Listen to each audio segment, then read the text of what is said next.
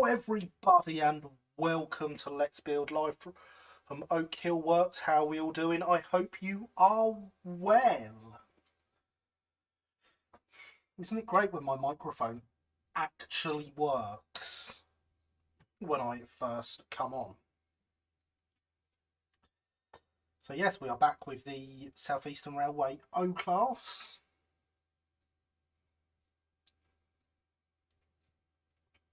Which we are going to get some more details on this evening, because I have received some details which would be nice. Good morning, Vietnam. I am well. I'm glad you are well, James. It's just in here, get Diamondback moths coming into the house. Yes, I have had. I mean, I'll admit it's been a while, but I have had. Good evening, good evening. How are you? It's fine Sunday evening. I am very well. How are you, Thomas? And welcome. And hello, Aidan Walter, how are you? I hope you are well. And hello, Andy. I hope you are also well. One of those really nice details that I was given last week. So I went to my club's virtual Skype meeting on the Monday evening when we discussed the O-Class and what was going on with it. And I said that, you know, mostly done with sourcing parts for it, and like the only thing I had left was a South Eastern Railway number plate. At which point I was offered some South Eastern Railway number plates by one of the members who had some old PC models number plates. He could only find one South Eastern Railway one, which was 335, as you can see. Unfortunately, 331, 332, 333 and 334 were O-classes. 335 was not. However, with a bit of careful application of paint, these became number plates for number 3, which was an O-class. Built at Ashford in May 1896. Rebuilt to an O1 in March 1912, and finally scrapped in June 1925. So we have an identity for the O-Class. It will be number 3.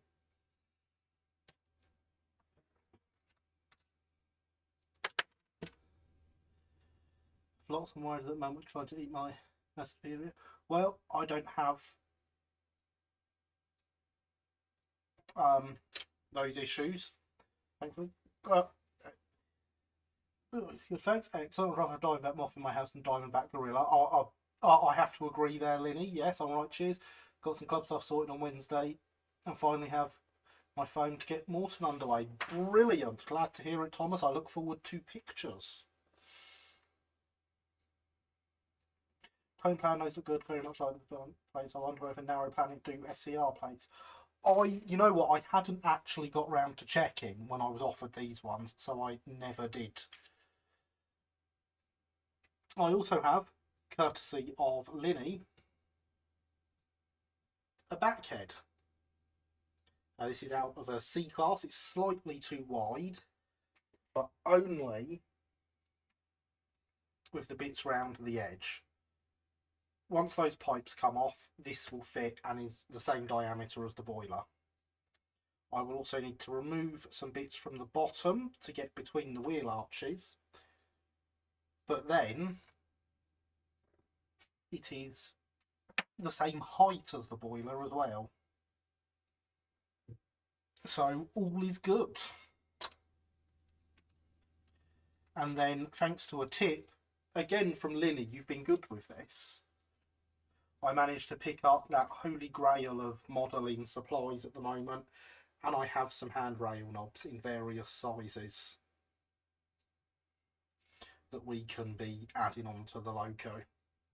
Should get us through a couple, this. I thought Diamondback was a rattlesnake. Lots of things are Diamondbacks, apparently. Pictures will come when the sky decides it's not going to threaten rain. Yours is only threatening rain, is it? We've had rain every day for the last few weeks. It's been really annoying, so I want to mow the lawn. Proof backheads, that looks quite impressive. It does, it's very nice, isn't it? Cast iron plant. Diamond moths. Wish I something like that. Saying good evening, Maddie. Thank you. This is a 3D print on an Oxford Dean Goods chassis. It has been very nice to build so far. Hopefully we're going to get some more lining done. We're going to get the buffer beam painted on the tender. And hopefully get a few more details like the backhead and stuff in it this evening. So that is what we shall get on with. Oh, and of course we've been visited by everyone's favourite loco, the new terrier. We have some decisions to make about that terrier later. You can all help me with. It's raining here right now. It is also raining here at the moment. It's been raining all day, James. Today I just wanted it to give me a rest for 5 minutes so I could take the chop saw outside and get the new shelves for in here cut so I can get them up. But no, I've not even had 5 minutes to do that clear of rain. Lawn, dear me, a lawn is a space that requires mowing that could be taken up by model railway shed. Model railways need no mowing. That is very true, James. Very true. That's so nice, thank you. I need some hand around knobs, Henry, and a couple of other bits needed. Yeah, they're really hard to get, aren't they? Very, very hard to get at the moment. Those came from H&A Models. I tried to buy 3 packs of each, but it told me no, you can't buy more than we have. So unless they've got some more in, they also don't have any.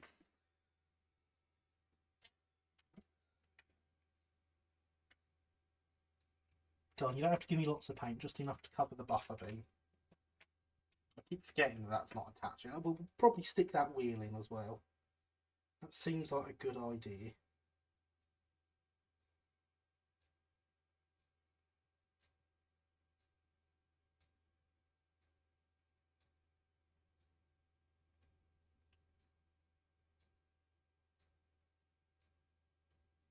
Oh well, I'll have to break that paint later once it's dry.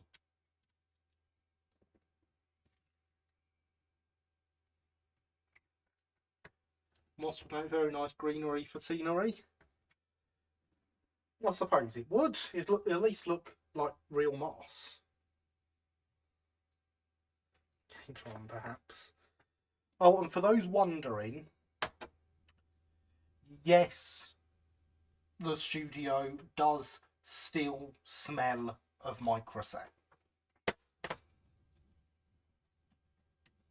I sense a paint filling coming. No blue tack. It's alright. Well, I did it. Had about 26 inches. 26 degrees and brought sunshine. I spent most of the day sitting in a colleague's garden drinking beer and watching the kids in the pool. Well, it's alright for some, isn't it? Didn't realise when we left Europe we were leaving the sun as well. Good evening, Alexander. How are you? I hope you are well.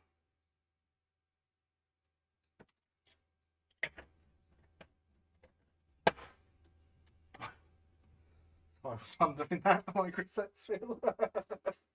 Every time I have come into in here this week to do something, because for those that don't know, this is my job as well. I do sit in here pretty much every day repairing locos for people and stuff. Every time I have come in here this week, it has just been, as soon as I've opened the door, a massive waft of microset smell. So, you know, try and avoid spilling microset, especially in such large quantities. So before we start, the terrier for you to all consider. Obviously I bought a terrier in BR Black. I haven't removed its number off the front yet, but the rest has gone. The question is, does it become an A1 in umber, which would be number 643, because that's what I have in O gauge, Does it become an A1X in Umber, because I don't have any A1Xs yet? It will not be Black Stepney. Or does it become option 3, Fenchurch, when it was still an A1 owned by the New Haven Harbour Company and wore goods green? It's the only terrier to wear that livery. It did later get rebuilt to an A1X and painted into umber as an A1X, into marsh black as an A1X.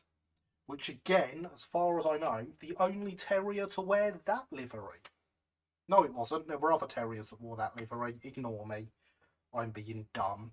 The Loco Department terriers wore that livery. I've got one in it. But of course, the Fenchurch thing does make it a rather unique one, because it was the only one to wear goods green.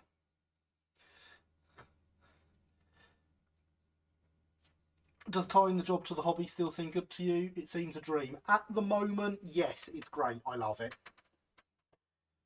I never wanted to do this as a job. I always wanted to keep the hobby separate from work. So, you know, it's happened by accident, but it works and I'm enjoying it, so...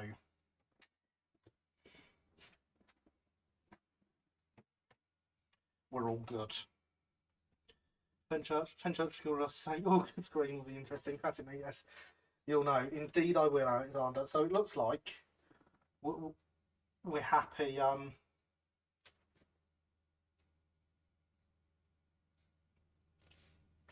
to go with Fenchurch.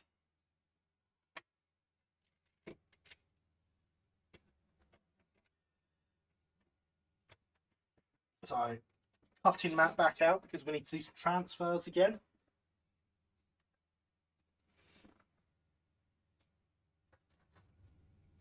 Would that be unimproved engine green?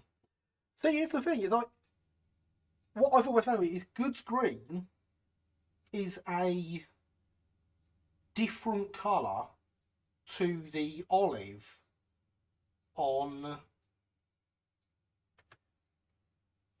improved engine green, which seems a bit weird to me. I always thought it would be that olive, but no, it is slightly different.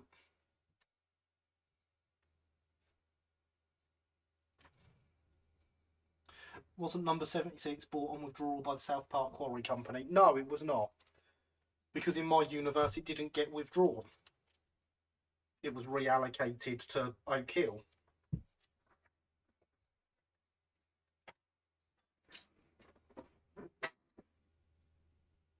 Worse. Green. Goods green was made by adding black to IEG, I thought. See, I've heard that. I'm not convinced by it. Hang on a second, because I've got a pot of goods green up here. There it is. I'm not convinced that that colour plus black makes that colour. Oh, go on, focus for me.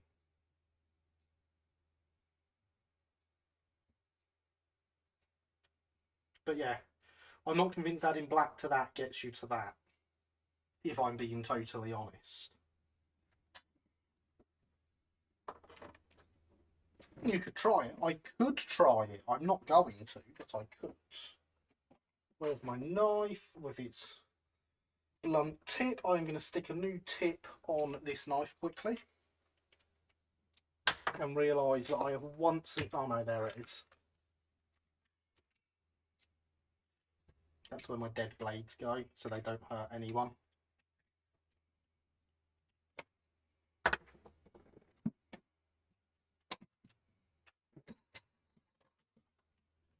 And then we'll get a new one.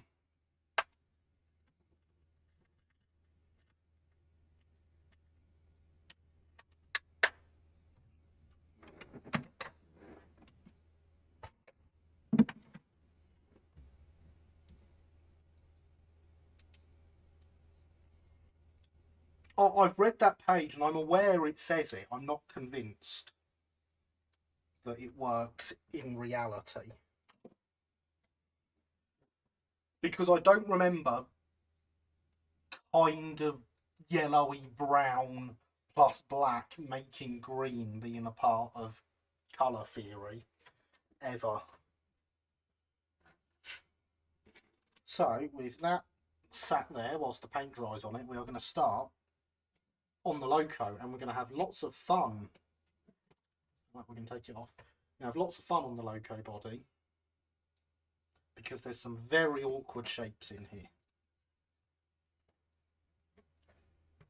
But it does appear that the lining on this cab runs pretty much to the edge. We don't want to go far short of it.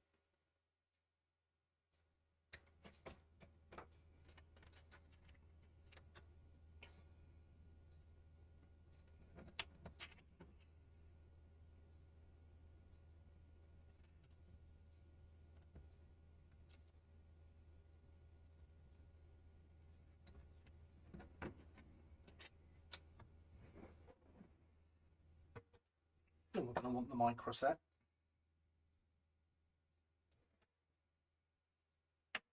I have a horrid feeling I put away the brush I was using for the micro set.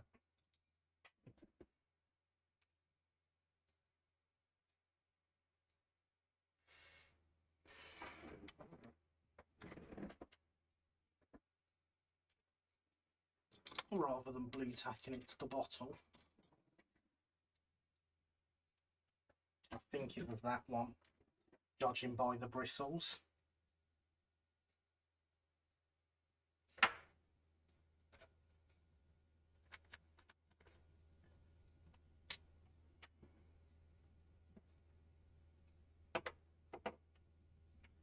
Awkward shapes, don't blame me, blame Southeastern for making their locos look good. I do blame the Southeastern.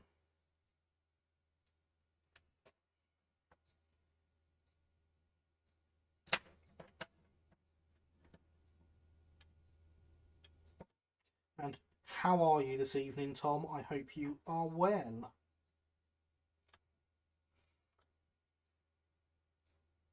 Tom being our designer for this kit, for those that couldn't work that out from his comment. If 1 million people ask you for this kit now, Tom, that's your fault. The kit is not available commercially. Look, I'm going to put the lid on this. No reason whatsoever.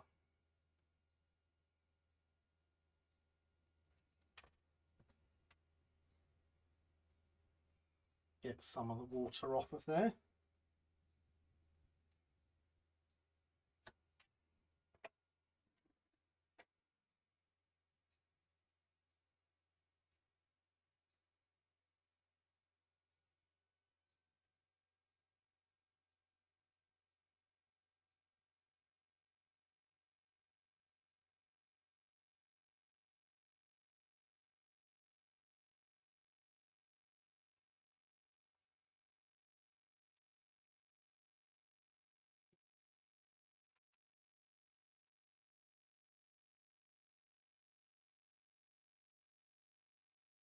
And then work the transfer to where it should be, which of course would have been much easier if I'd have put it closer to there.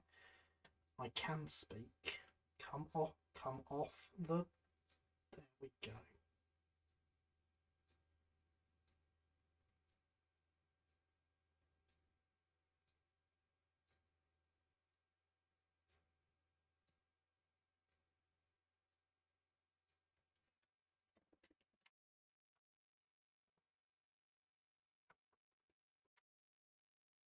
What's your verdict on Microsoft #set versus water having tried it? Well, I'm still using it.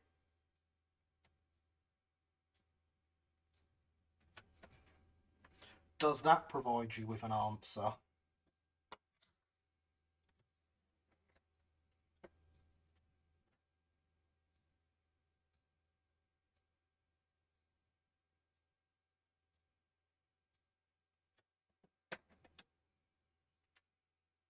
Transfers on here look like they're painted on, honestly. And it's quite impressive.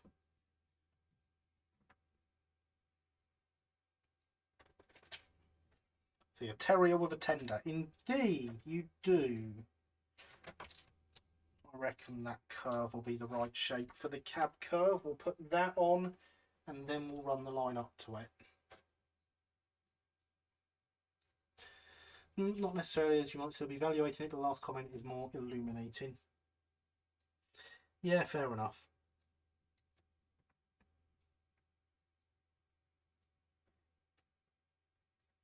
But no, so far, I'm liking it.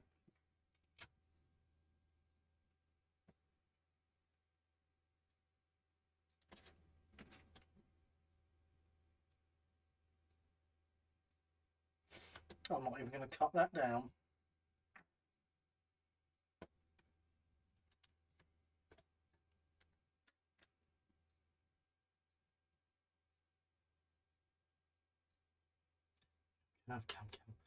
Microset.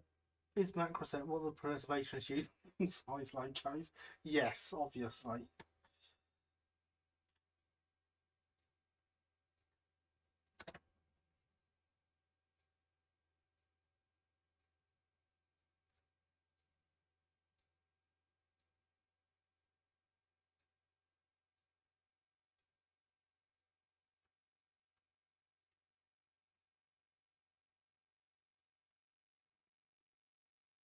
We now rather annoyingly have a fly buzzing around in here because, you know, as well as being raining all day, it's been really warm, so I've had to have the door open all day.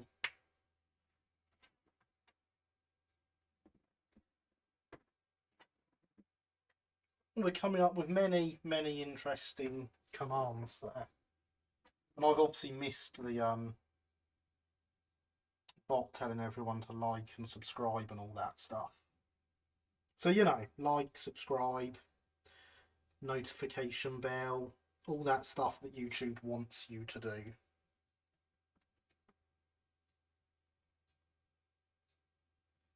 And more importantly, wants me to tell you to do.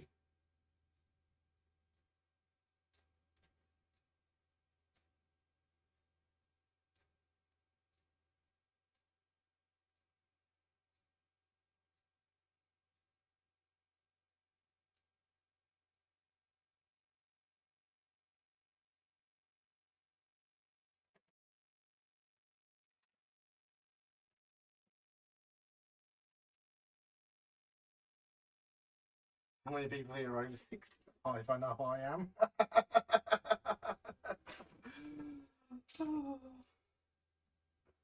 Yeah, I've heard it's everyone, Will. That's what YouTube tells me. Everyone is over 65 and male, according to YouTube.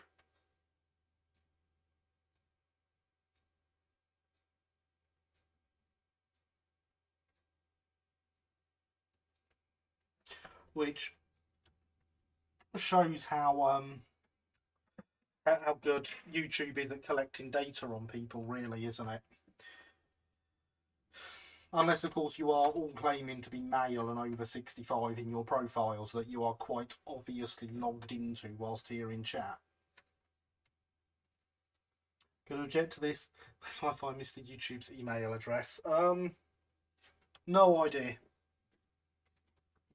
But that is genuinely what my YouTube tells me. Hang on.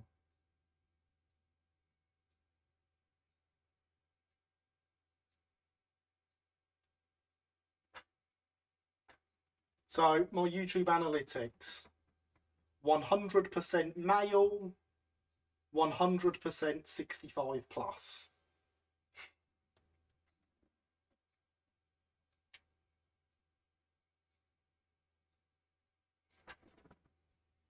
Interestingly, 5% of people watch with English subtitles. I didn't realise I had subtitles. And only 40% of you are from the UK.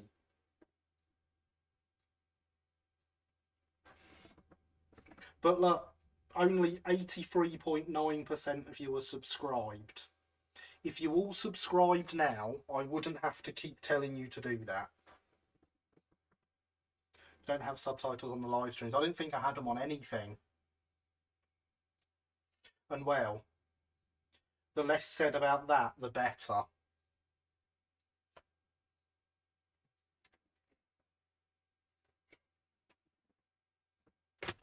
Not yet. Good evening, Bob. How are you? I hope you are well. 238 weeks, am I right?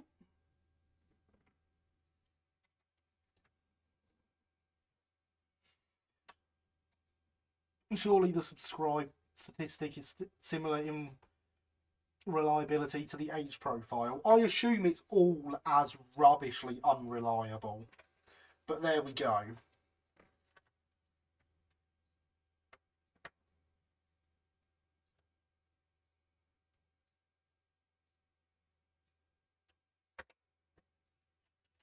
Yeah, and counting. Excellent.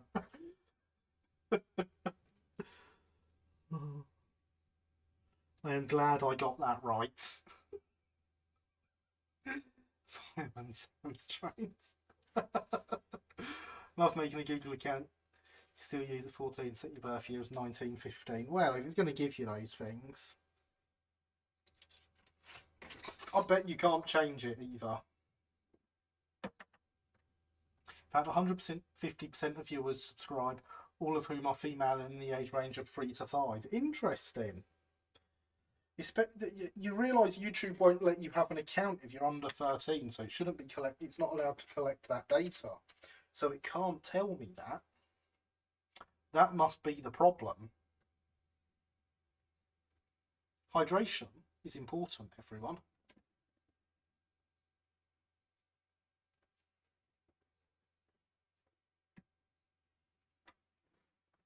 I don't claim to be anything but me. Maybe YouTube thinks I'm older. But it could be the typical stereotype, though. I mean, YouTube doesn't go by stereotypes, though.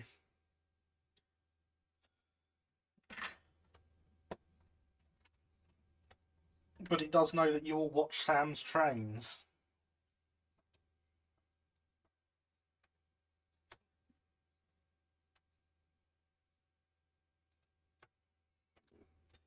Since they're female humans, most of your audience are actually cats. Ah, that makes more sense, James. So is that 3 to 5 in human years or cat years? And can you translate to the other one for me? That'd be very, very helpful. Then I'd understand better.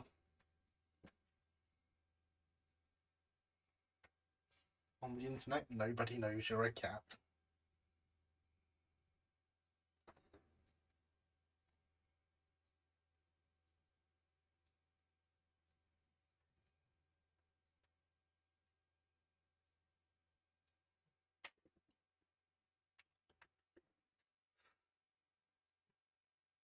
Actual years. Ah, okay. It's like my sounds transmit. It was amazing. I loved it. I actually laughed out loud when I saw it.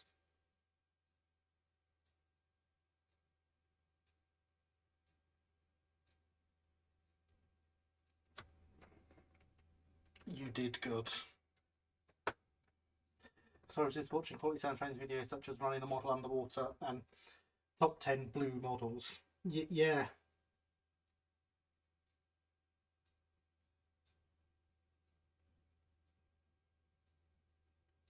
All those reviews on the carpet as well. Don't forget those.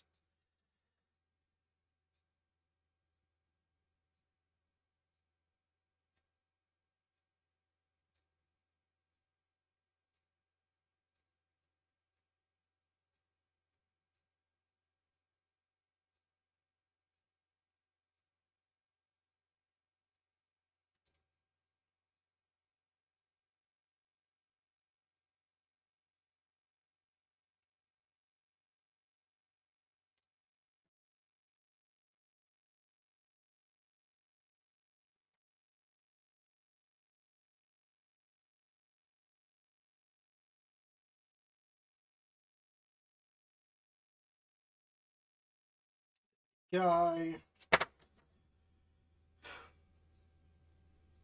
Go on, focus. Do the logo and not my hand. Get in there. You can kind of see it. I have long ago said Sam's Trains 2 don't recommend channel on YouTube. As have I, James. As have I. I once went online to find out what Disney character I'd be from my personality traits. Certain questions came out as shit Khan, hence my avatar. So watch out. Excellent, Bob. Good evening, the Railroad Guy. How are you this evening? I hope you are well.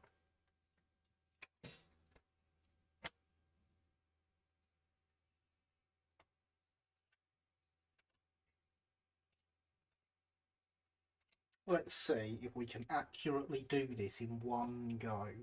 I'm going to say no, this is going to be way too long. It's going to go everywhere and we're going to waste a bit of lining. But we shall find out. I know you all come here to watch me mess up anyway, so I don't mind doing it, you see. Garrett, when are we going to get a top 10 Terriers collab with Sam's Trains? It is planned to release on the 30th of February.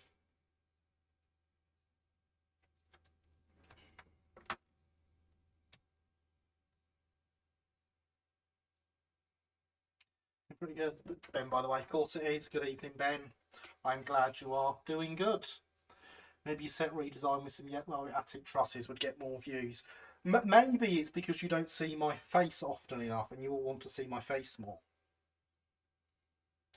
Well, I'll rebrand the channel Gary's Trains.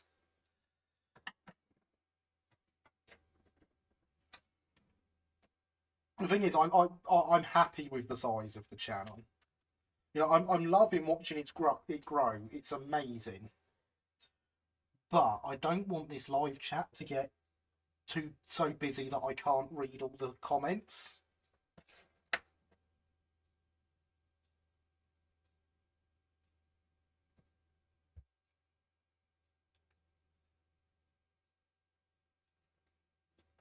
That would be sad if I couldn't read all the comments.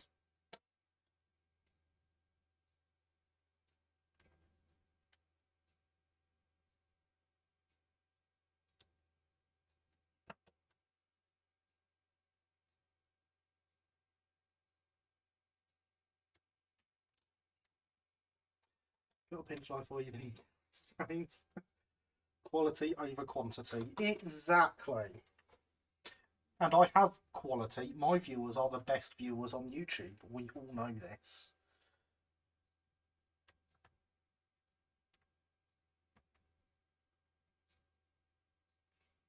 Statistical fact, subscribers to Oak Hill Model Railway are the best people on YouTube. It's just a thing.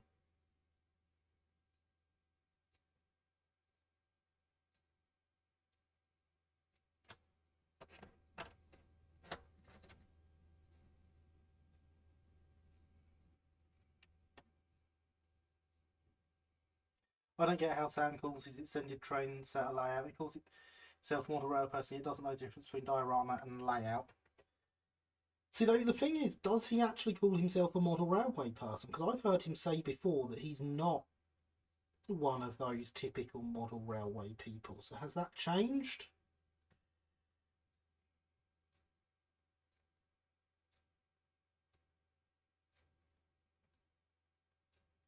Because I'll be honest, I can think of plenty of things to call Sam's Trains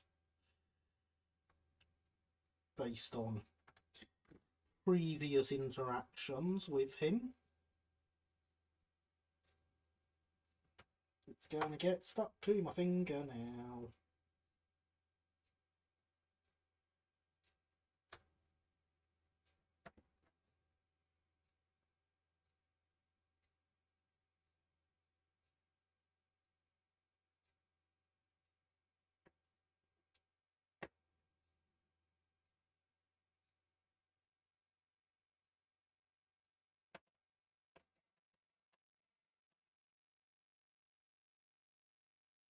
That went surprisingly well.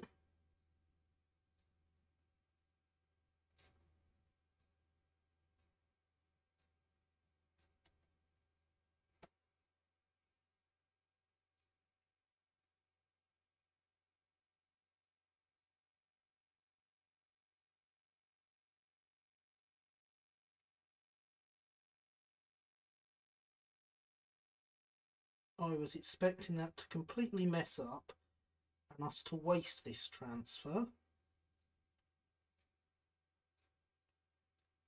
Now it's not on yet.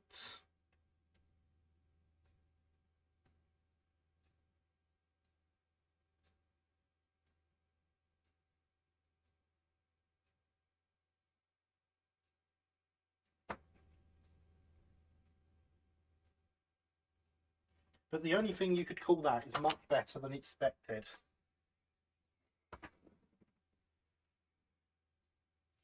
Thought it was, he's gone on about details before and bearings and such. Fair enough.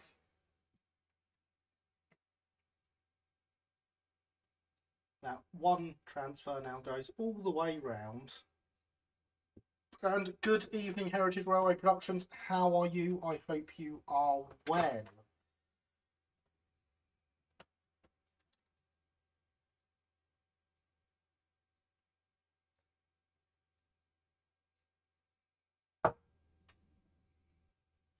Decal in thin air. I was for a bit there.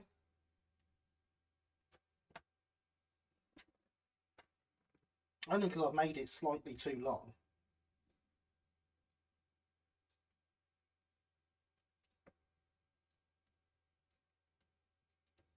There we go. I can't believe how well that one went on. Indeed, thank you. Excellent. That is what I like to hear. I hope you are as well. I am indeed.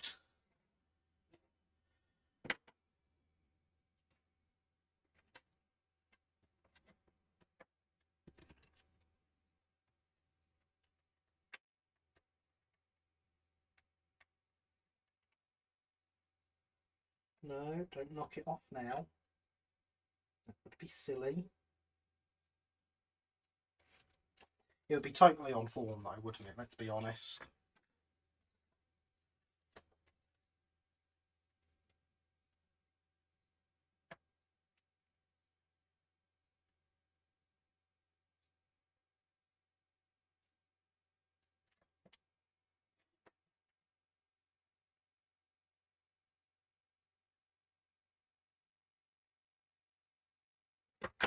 So slicing that end off the transfer only went so easily because we've got the new blade on. New blades are very important. That's good to me, thank you, Bob. Very much appreciated.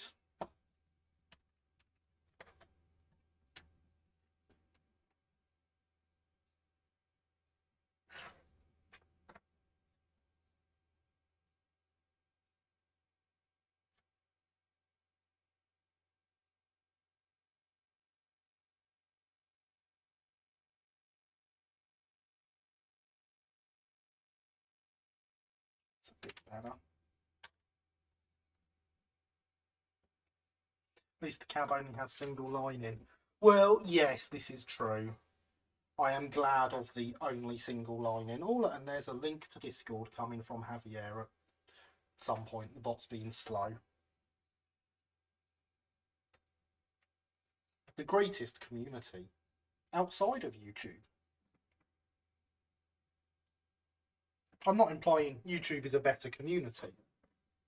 Just that some of you that are here aren't there.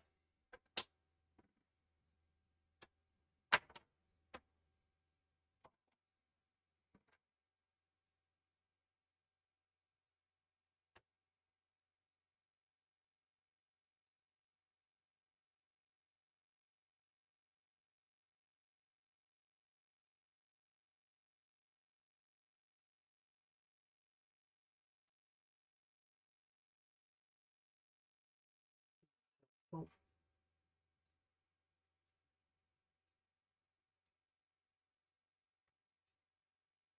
definitely what I was going for. I get that big long one so right and then mess up this tiny little one. Typical, eh?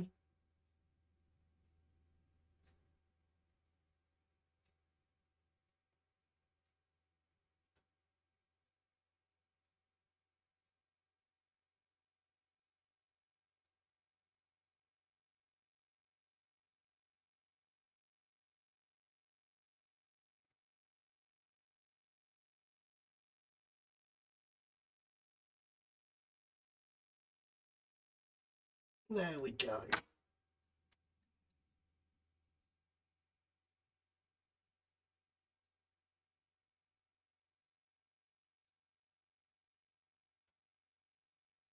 Not as seamless and good as I was going for, but we did it.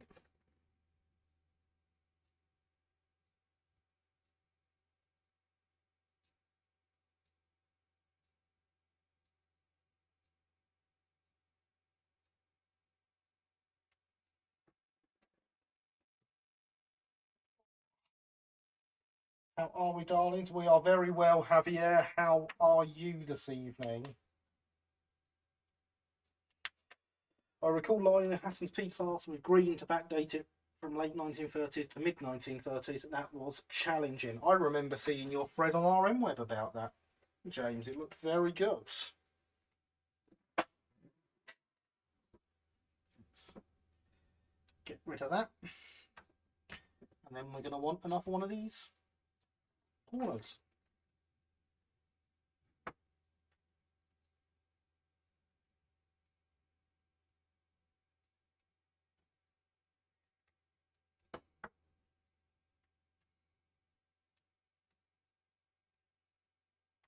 And we are almost there with the cab lining. That feels like good progress.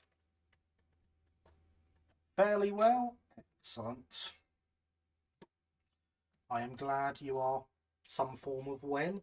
Oh no, I've ripped the long transfer.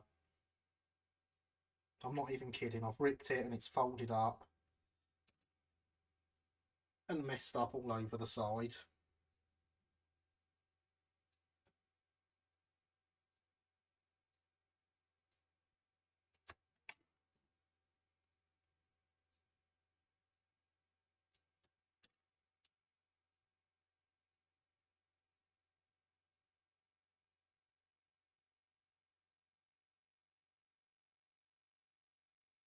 Have no fear, we have fixed it. Ha ha.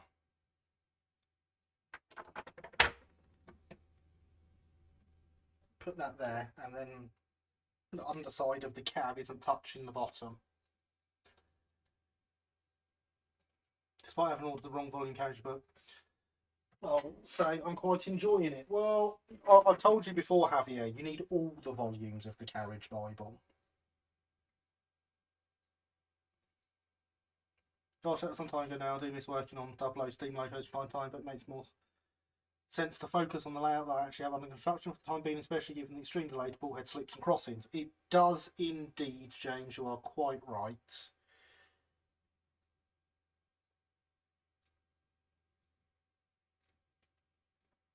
I do quite like the Southern Lined Green C-Class, not as much as the SECR one, though. Well, obviously the SECR one is the superior model because it's SE and CR.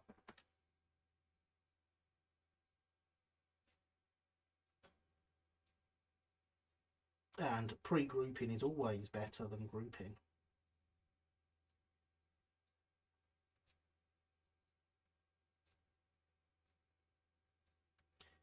In fact, pre-grouping is the best grouping.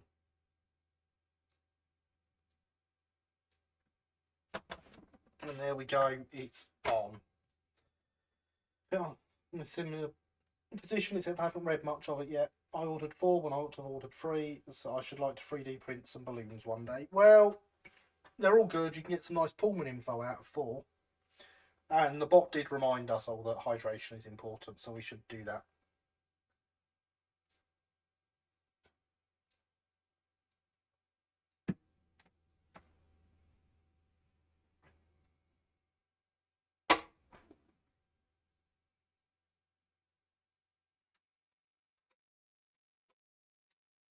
Good evening, Alex. Welcome to your first comment. How are you this evening? I assumed you were lurking from your like of my tweet just as we were starting. Our balloons would be marvellous. I'll be waiting to see your CAD on them. Nice. Waiting for that 4. Sorry, I missed what probably the most important word in that sentence. Pullmans. I've not actually read my copy of Volume 4 yet, so I don't know what else is in there.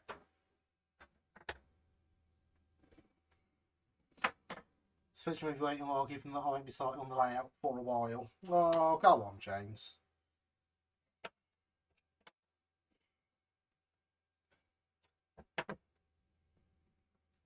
We don't mind you working on it and making them whilst the layout isn't ready to be worked on yet. Pullman's aiming at showing later arc roof stock and electric stock. Ah, fair enough. I have not yet read it. I just know it has Pullman's because it's the book's in Pullman livery.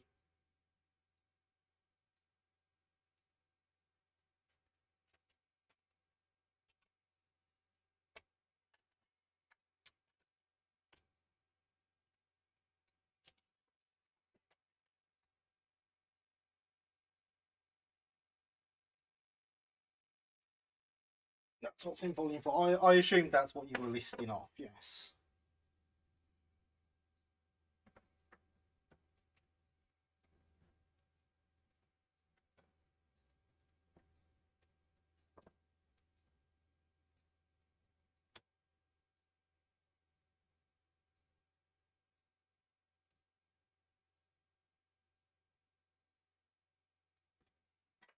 Okay.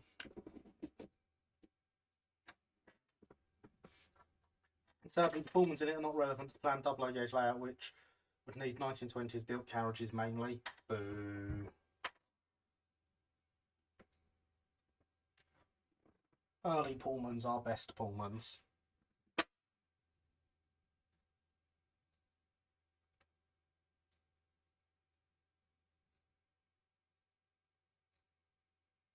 You just have to set the layout slightly further back in time, James, that's all.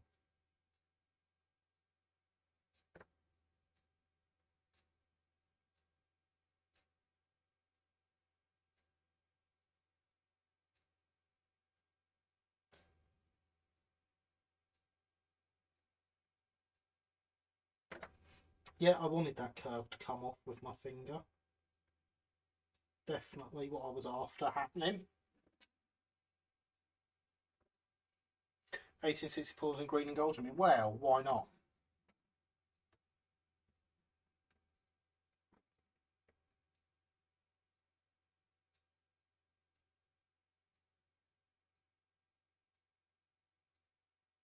But no, I just meant general earlier Pullmans. I quite like the umber and cream livery on them. I can't imagine why.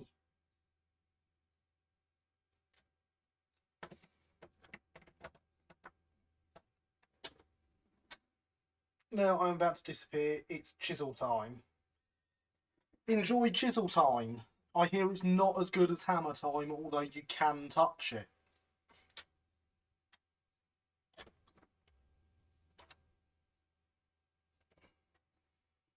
Do have the earlier Pullmans in Simutrains extended. Excellent.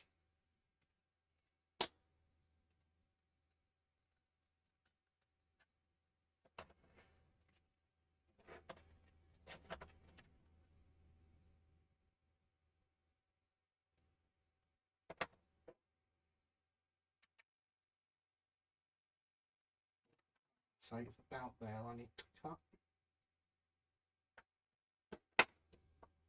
I'm going to stick with that judgment.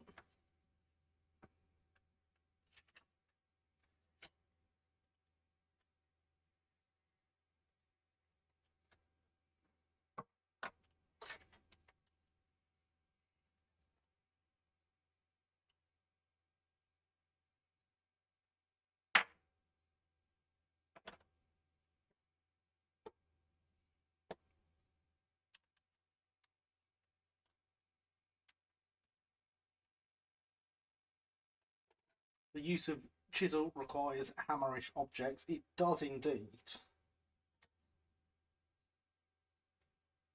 But hammer time does not imply that you are also using a chisel.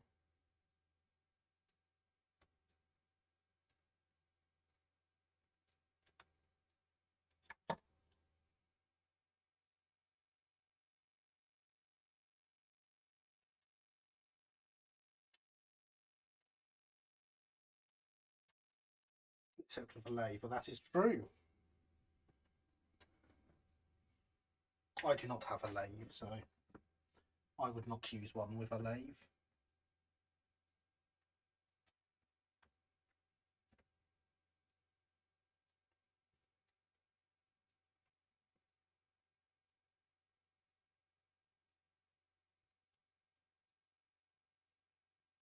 A part of me would still like a lathe, but with 3D printing, I don't see it being a useful tool for me as I once would have been.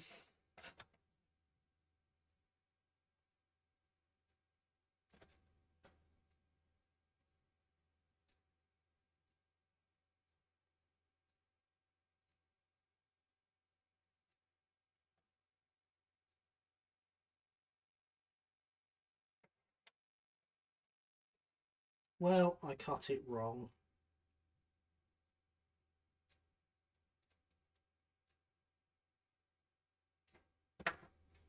Quite a bit wrong.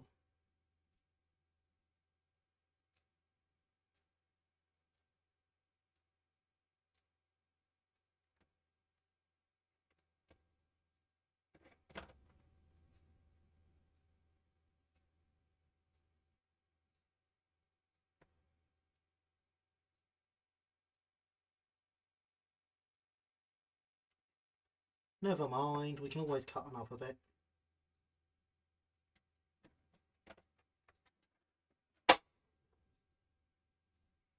Get a lathe, won't take up too much space in the works. I mean, a full-size lathe would be bigger than the works, but you know, perhaps an investment for an Oak custom drivers. I want a CNC machine for making wheels. They are unfortunately at the moment a little bit out of my price range. Yeah.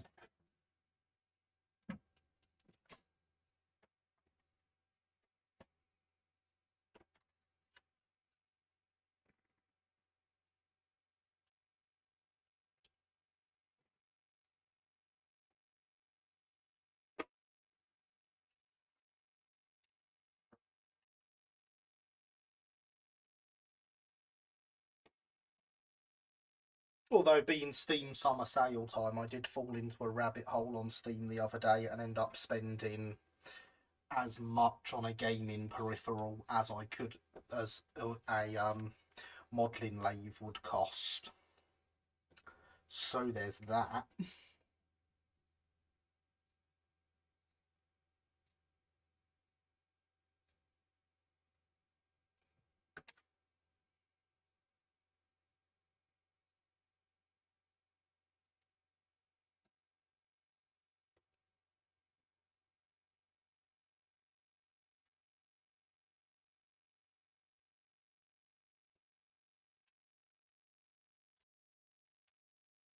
What peripheral did you acquire? I have on its way to me in the post a VR headset to go with the laptop. Tell you one of our cheaper lathes you could spare 100 grand. Unfortunately, at the moment, I don't.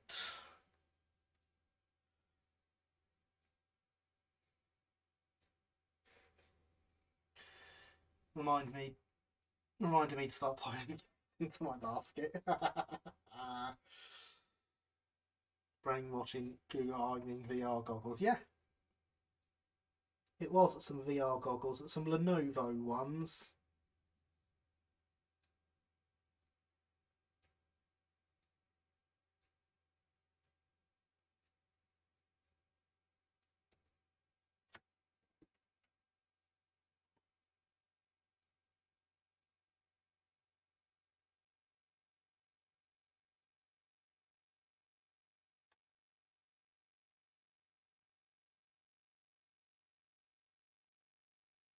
Lenovo hardware is good, so I expect these will be good.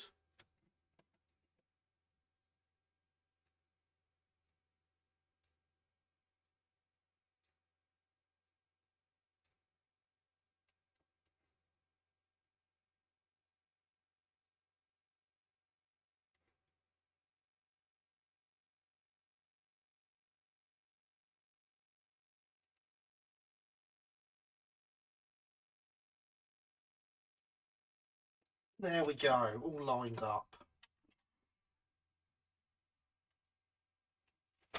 This, of course, means I can now buy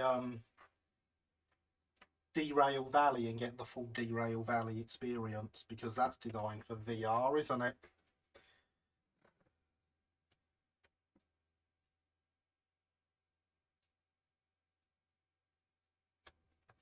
Good evening, SER235. How are you doing this evening? I present to you SER number 3.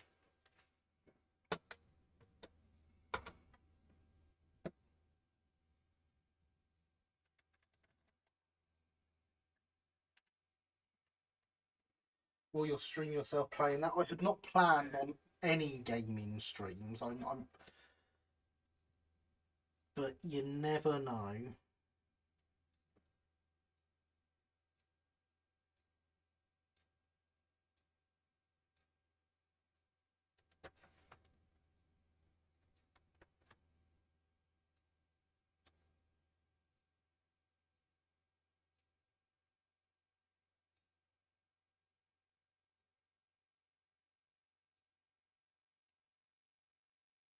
I find the O is looking gorgeous. Thank you. I am very happy with it so far.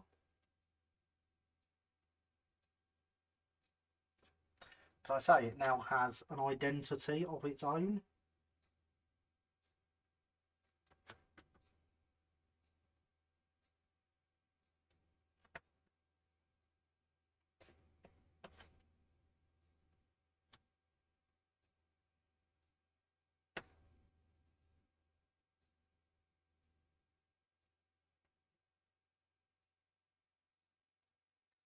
God, I'm really messing this up, aren't I?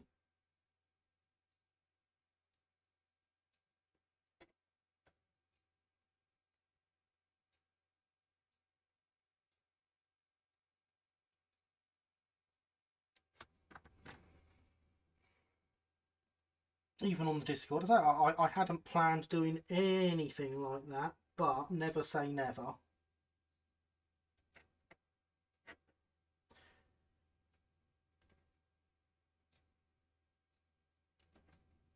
I think if I were going to do a gaming stream, it would be more likely to appear on the Discord, at least at the moment. Well, that went well.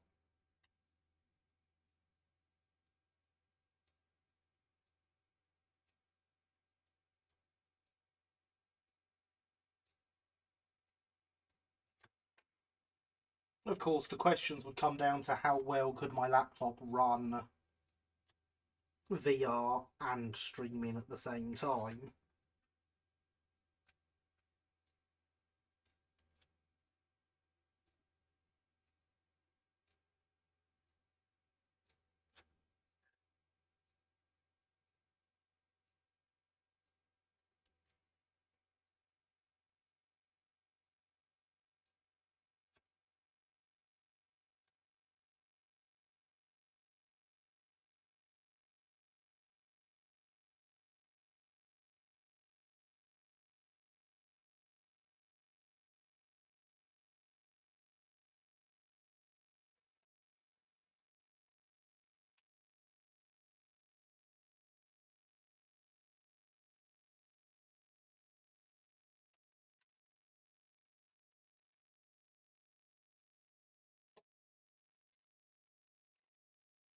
My experience is that wet transfers respond better to being pulled than pushed. Yes, I agree.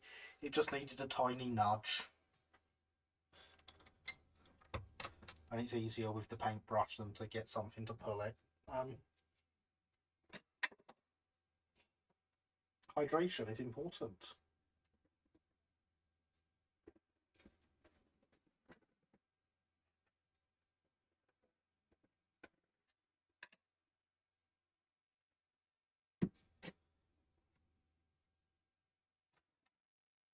But there is the cab lining done.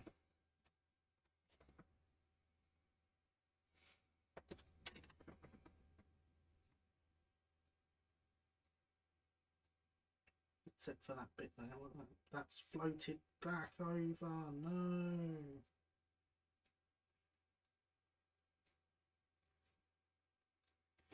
that's better. And so yes, cab lining is done. There is way too much microsol on this side.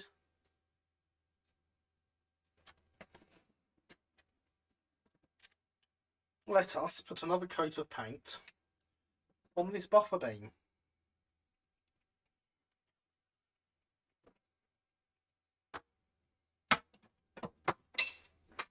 And drop the knife, and thankfully not into my leg, because, you know, new sharp blade and everything.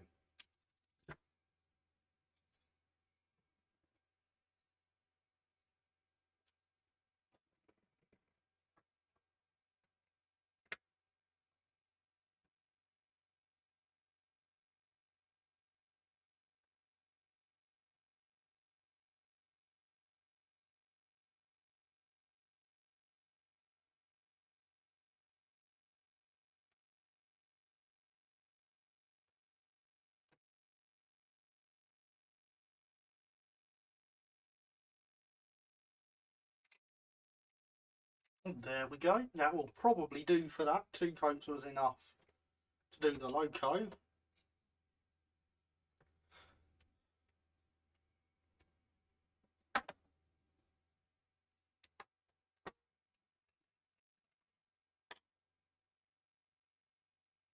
So hopefully the same will be true of the tender. Let's get these wheels back before I lose them, and put the tender back behind the terrier where it clearly belongs.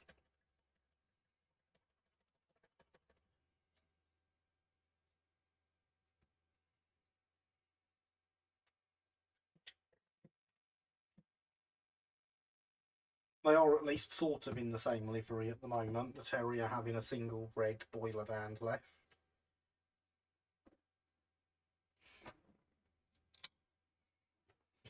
Now that that's done,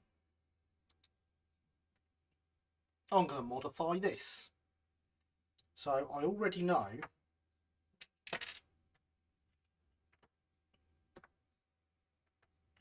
that if I hold it the right way up, it will not fit in here because of these pipes on the side. So they are going to have to go.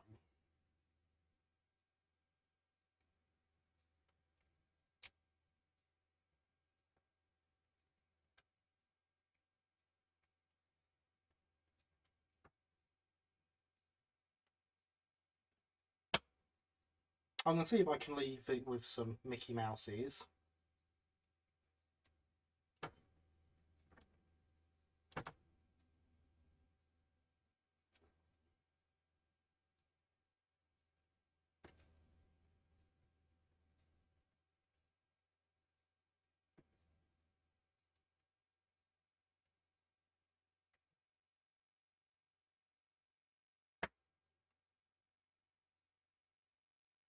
Even though they've now got no pipes to connect to. Remember kids, cut away from your fingers. Yes, very much so. Always cut away from your fingers. So just nibble them off with snips. They came off really easily actually. So now we have our Mickey Mouse back head.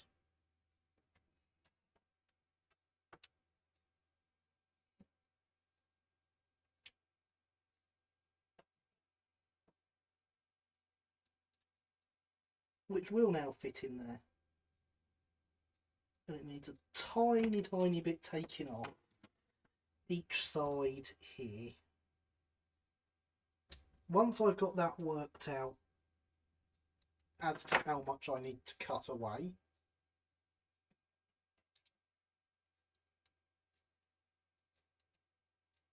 that looks about right.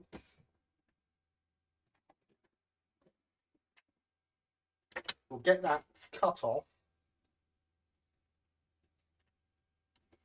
and checked, and then we will cut further in, because these cutouts are going to have to go higher up as well. Sometimes the plastic from GBM is really soft, other times really brittle. Yes, I have discovered that in the past. in this case it was really soft and nice to cut through.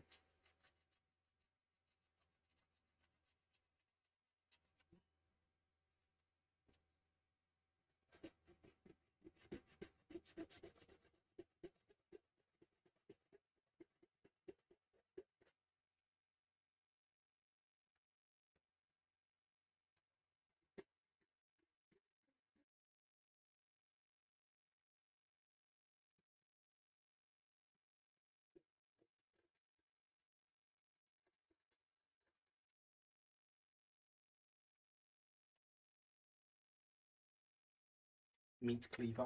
Well, it does look a bit like a meat cleaver, doesn't it? It's actually a sword.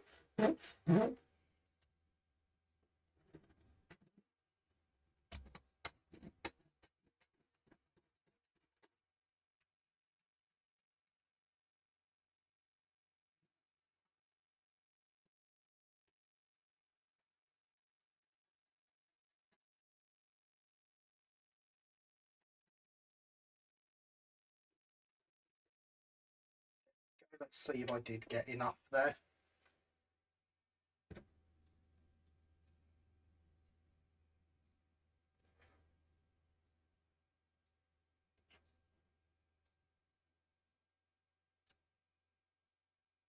Yes, that's enough.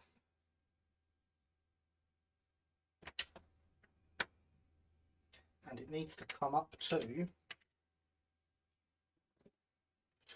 I was going to point with the knife and then I remembered the knife isn't there.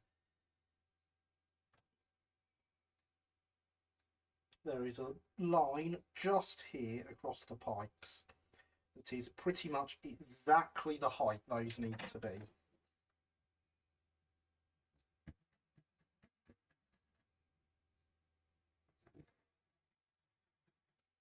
So I'm going to use this really precise method.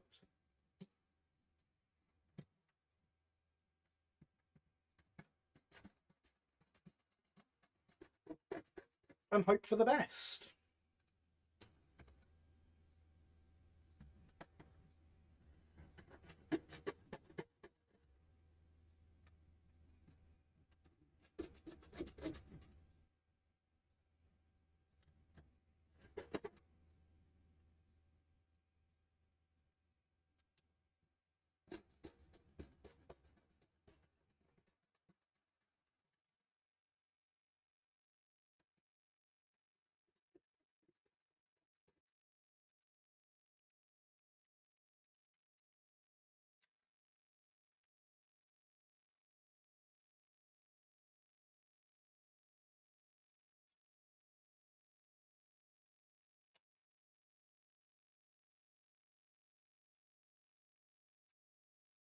And there we go, that couldn't be better if we tried.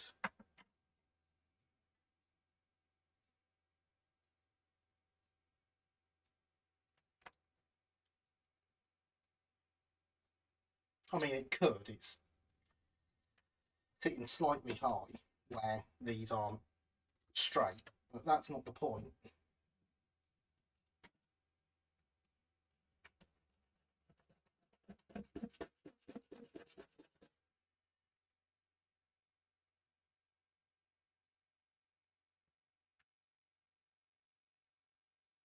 That one I think is okay.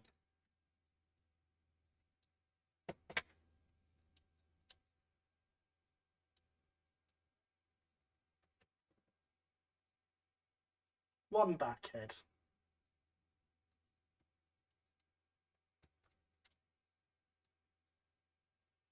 It probably needs a bit of thinning down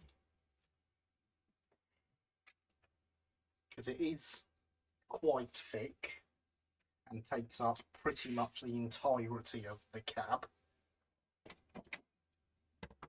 But that's easy enough to do.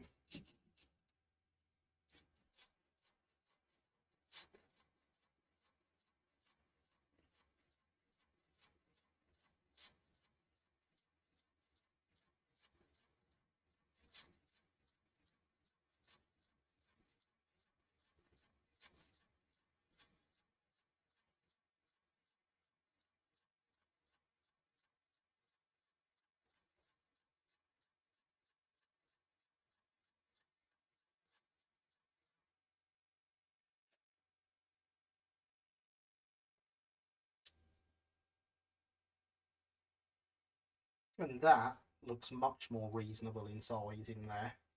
Doesn't stick quite as far into the cab.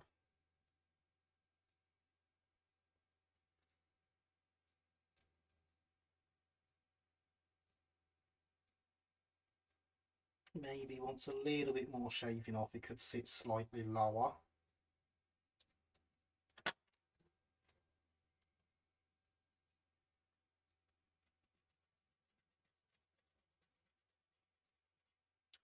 But not by a lot, so I'm just going to use this.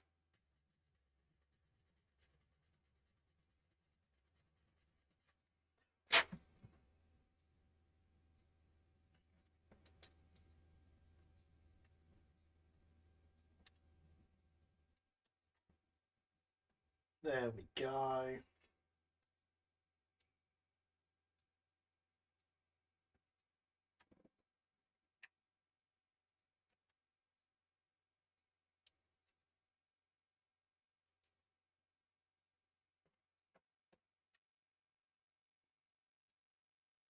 And now, just to finish it off, I'm going to cut off the big flat bit at the bottom.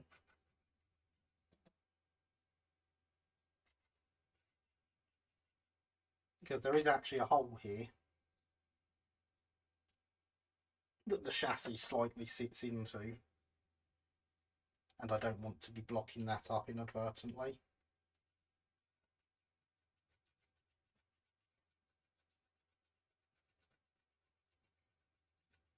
And remember, kids, cut away from your fingers.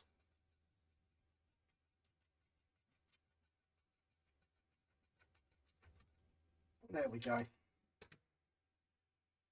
Take you approve of my paint. I very much approve of your painting, Linny. It's fantastic.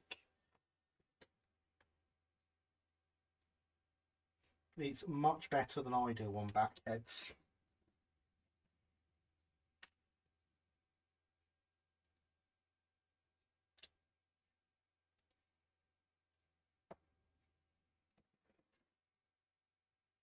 Right then. I suppose we'd best get that glued in. I'm going to quickly take the saw blade off and put the knife back on before I go looking for it in a minute and get really confused by the fact it's not there. And it'll take me 10 minutes to realise that I've put the saw blade on.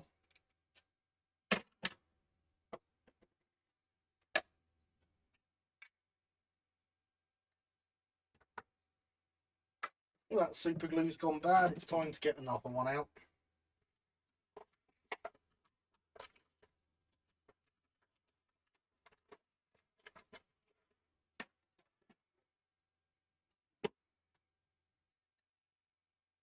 Suggest you glaze the cab spectacles first. I don't know. I don't know. I was thinking of doing those from the outside actually.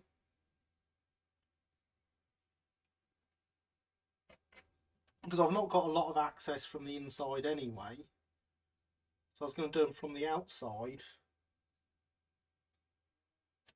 And just use some glue and glaze.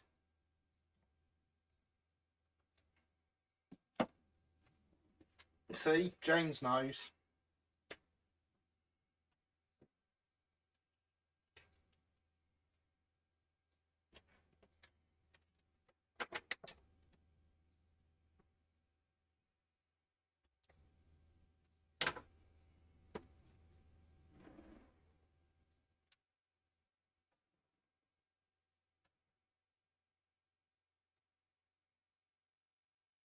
Fair enough, I don't like glue and glaze on such big windows. I wouldn't call these ones big. The spectacle plates on this are reasonably small, aren't they? I've used it on bigger and it's looked okay.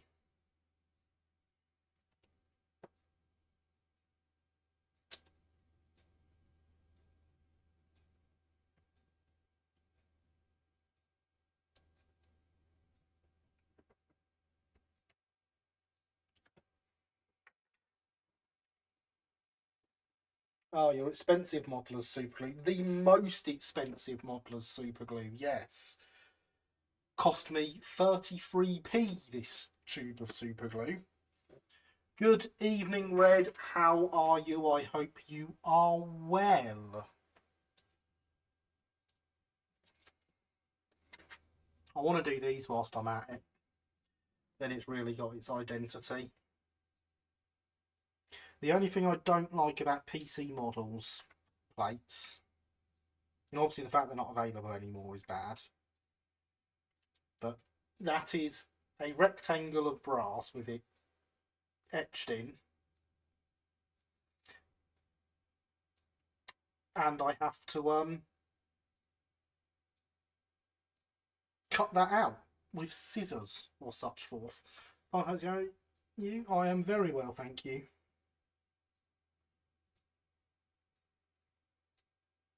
I am streaming, therefore I am happy. Yes, I can see on radar, huge swap of rain across South England, moving east-northwest. Look, if it actually finally goes away, that would be great. But we've had rain every day for weeks now. Just going to use a quick bit of acetone to clear the sticky off the back of this.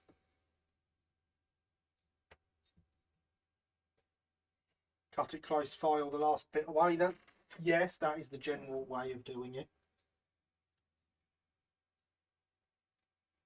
I think that's what the instructions say as well.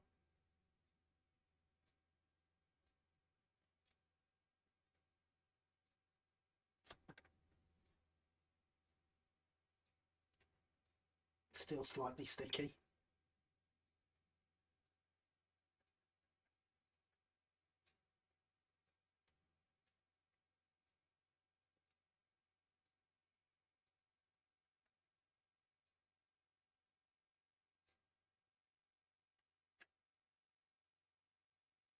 That's better.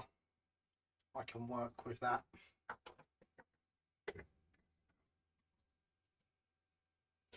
Hold it, I suggest some rubber tipped forceps. Yeah, you can suggest whatever you want. I don't have any.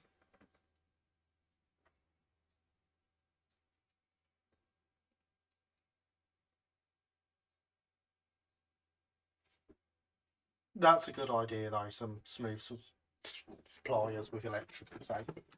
That I can do.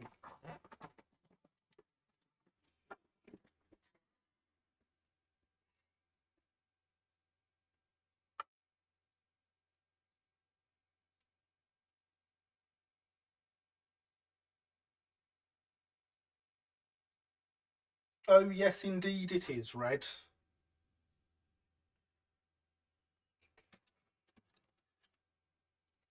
Gary is extremely happy. But no, I'm currently extremely happy.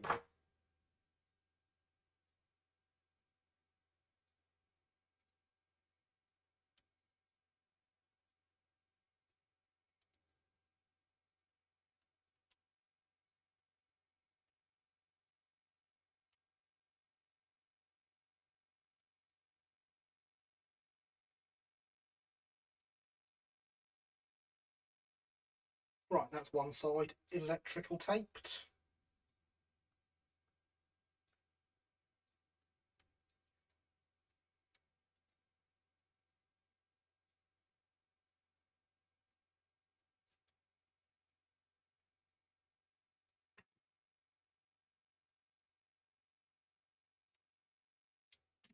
I'm happy to report chiseling success. Oh, hurrah! I approve of successes.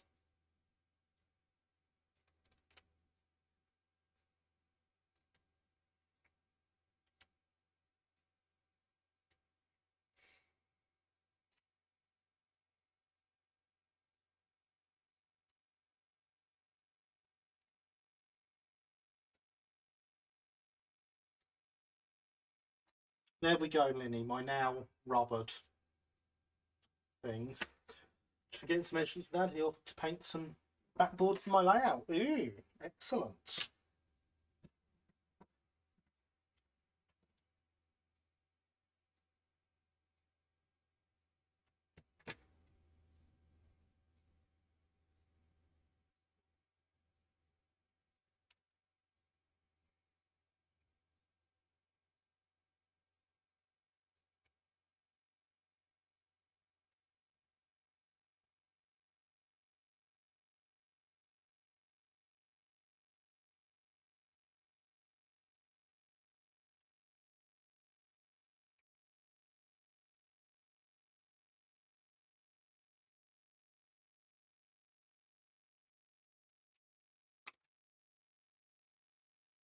Get as many of these sharp bits of brass as I can find off the workbench.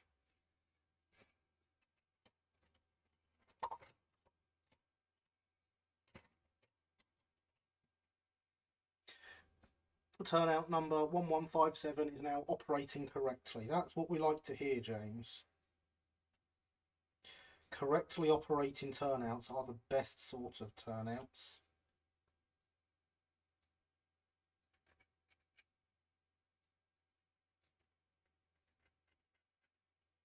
No, holding it like that isn't working. It's also taken a bit of the paint off.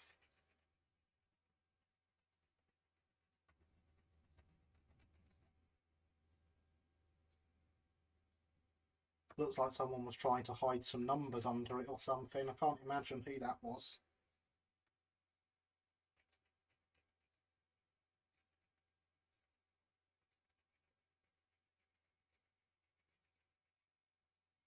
Otherwise it would have worked really well.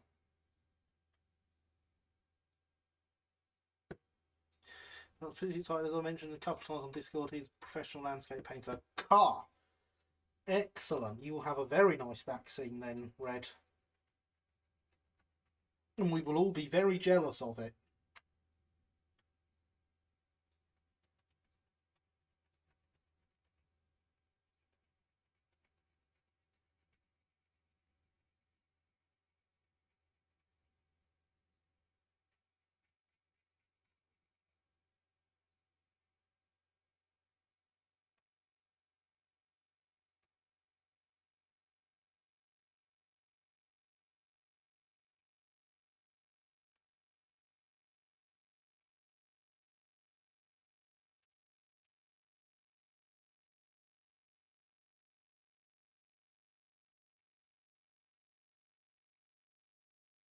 Yeah, there's definitely going to need to be some touch-ups to the paint on this.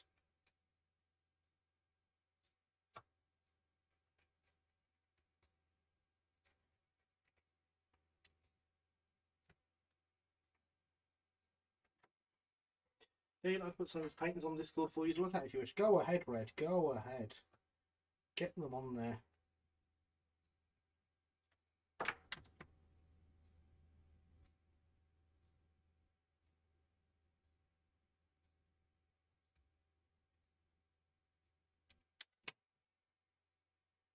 I realise that probably didn't look like much to you on camera, but I assure you it was.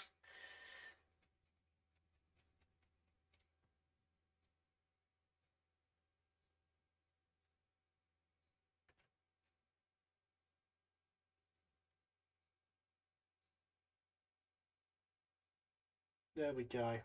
A number plate.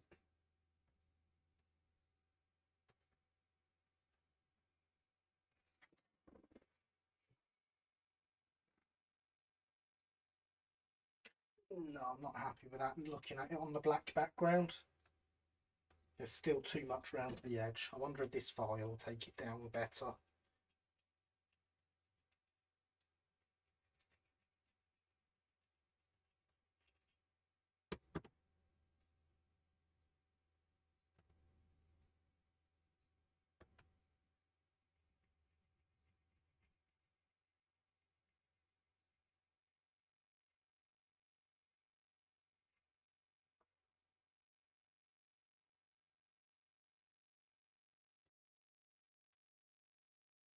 That's much better.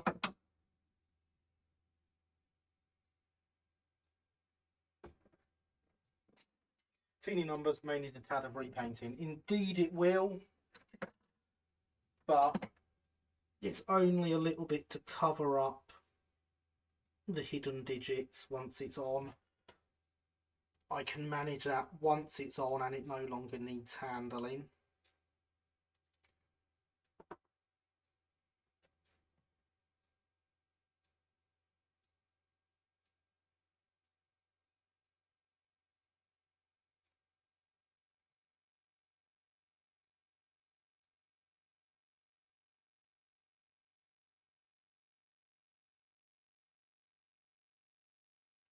There we go.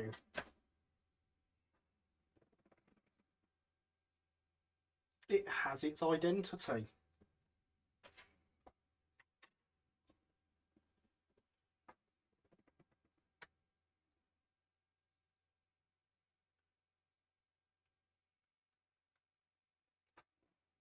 So we've had some progress on the lining, we've had some details in the form of a backhead, and we've had an identity. It's not quite 10:30 and we have fulfilled all 3 promises of the stream title. Huzzah!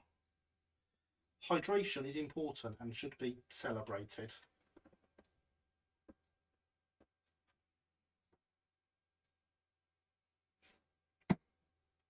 Where does the DCC chip go incidentally? Will there be space for some stale ivory? The DCC chip will go up there in this nice big hollow tender where there will be lots of space for stale ivory. With that, we'll sit and stare at each other. Not quite. We're going to make some more progress because we can. And look, there's the bot saying we should celebrate with hydration. My hydration vessel is actually empty, so I'm going to refill it. And whilst I do that, I'm going to ask you all what you are up to this evening whilst I work away on the O class. You know I like to hear about your projects, so please do tell me.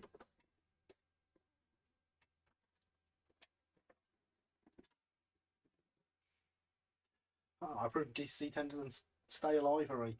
Yes, so you see, James, on the chassis, because it was originally tender coupled, so I've actually got pads for soldering the DCC chip onto right at the back of the tender, so I can get those soldered on straight out the back of the loco. Rather handy. Progress is business is booming. Fitting point motors on the N-gauge, indeed, and chiselling them in. Sheetrocking a wall. Sounds fun. Needs more modelling.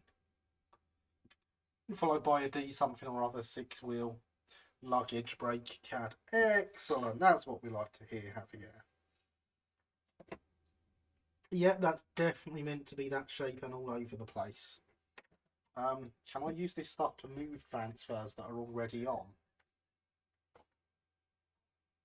Because I've really messed that one up. If not, just being able to lift it would be nice.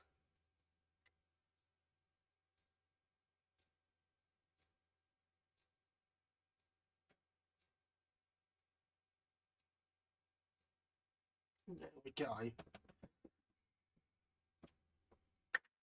We're going to call that a little bit from column A, a little bit from column B.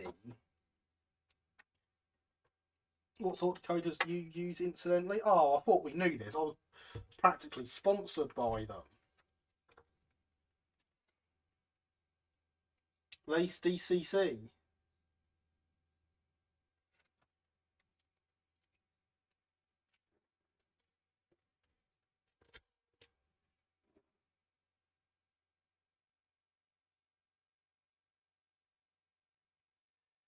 Proof 6-wheel luggage cabs. Don't we all? What, building a Wordsworth model railway card kit because free stuff is the best type of not expensive. It is. So we I like those kits. I built quite a few of them way back when. Have you ever tried Zemo? I have. You may find that the Lace DCC is reasonably similar to them. Just saying. They also make the decoders for a few other brands.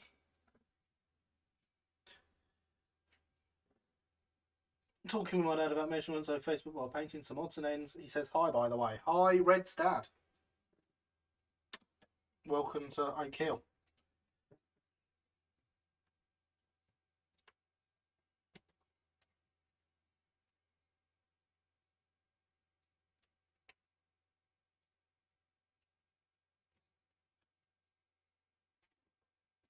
I can go that away now.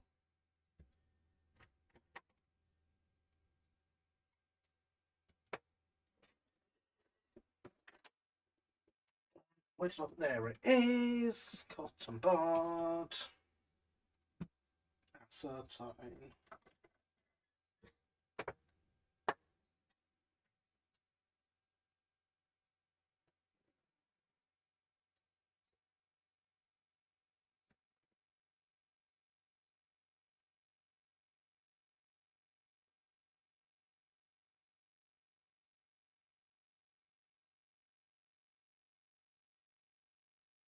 But yeah, if I went to Lace DCC and ordered my chips by the thousand, I could get them as Oak Hill Works branded DCC chips. So if you guys make it worth my while ordering 1,000 DCC chips, I will definitely do that.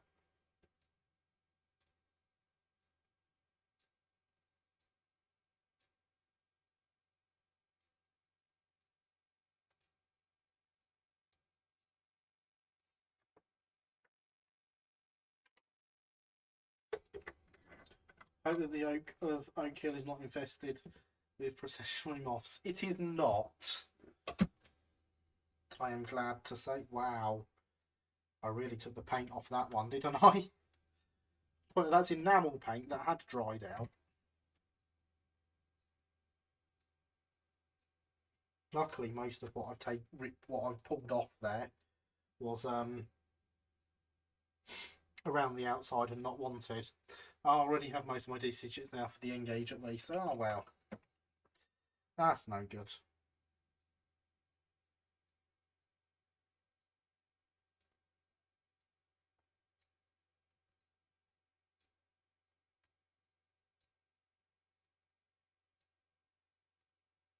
How will I ever get Oak Hill Works branded DCC chips if you've already bought all your DCC chips?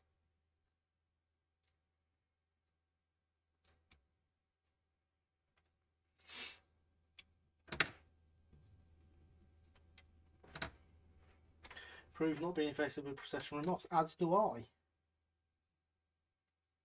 There's a bit of brass steel stuck in blades. There we go.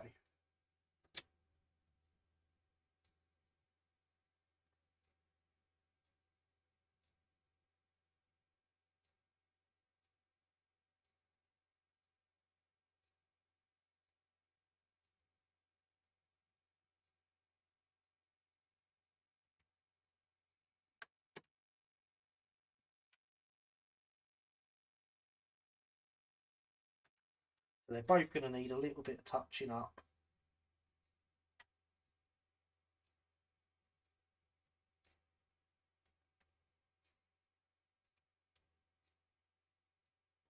Which isn't really a surprise because they're obviously not supposed to have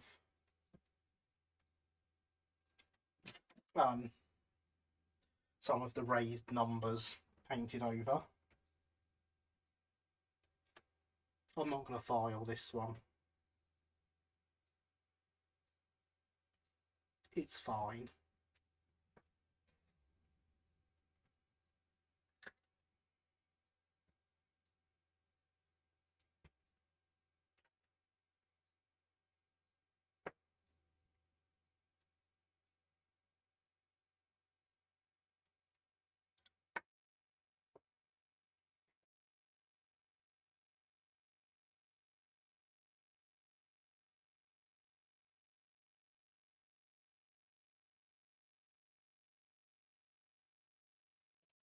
There we go. It has an identity on both sides.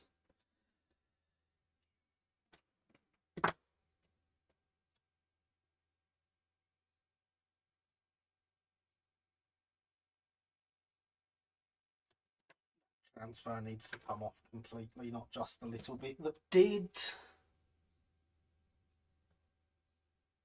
This is the one for removing decals, apparently.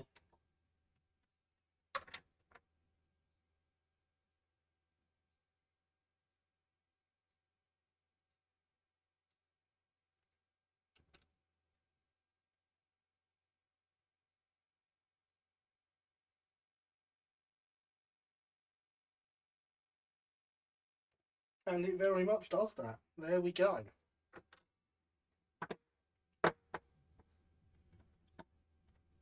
That was nice and reasonably painless.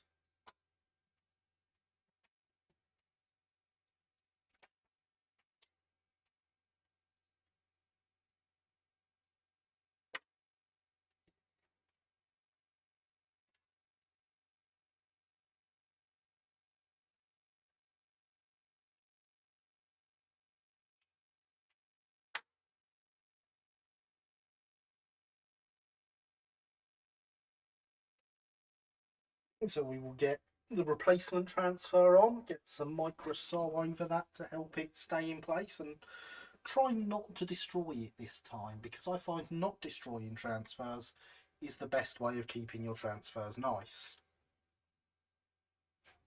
To consider that another top tip.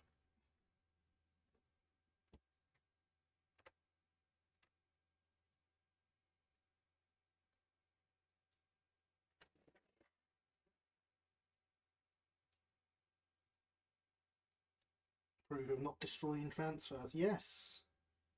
Yes, indeed.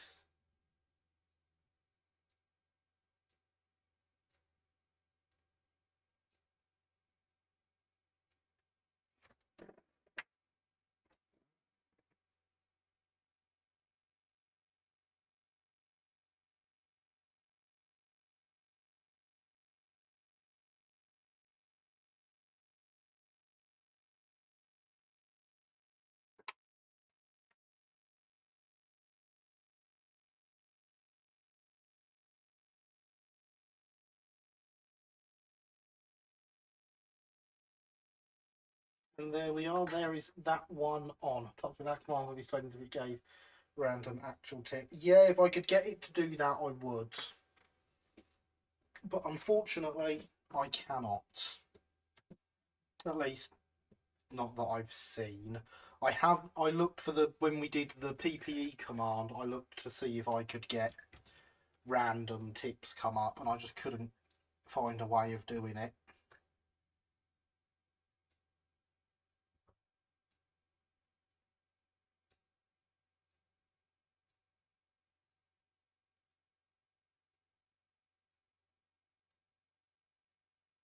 There we go. Gosh, rain here. There's a tornado about a mile from my house. I saw the results of that tornado.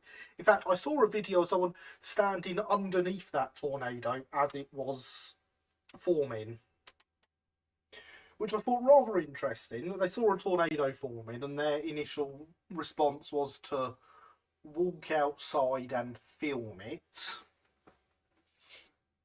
But yes, raining so hard I had to turn the volume up. That is quite heavy rain.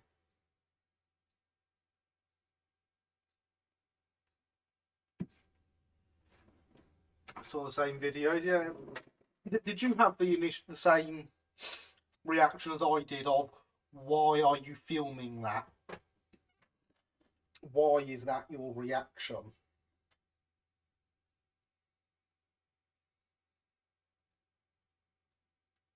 As you do. Exactly, Javier, as you do.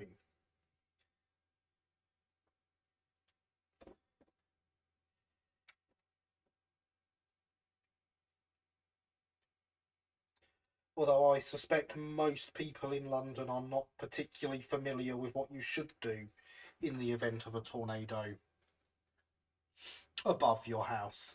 Imagine chap was a bit mystified as to why there was a tornado embarking. Well, yes, I'm sure he was. But I can't say it would ever occur to me that I should walk outside and film it. London is not Kansas. No, indeed. If you are in London, you are indeed not in Kansas anymore.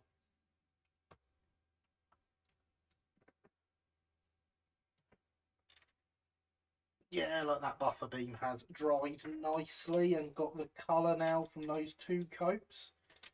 So that does mean we are done with paint on this model. Well, hey.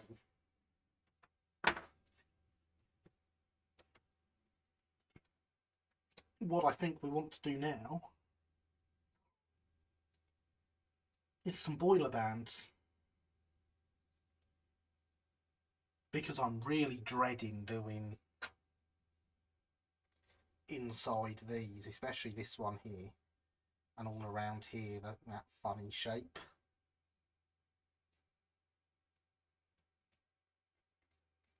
So boiler bands next.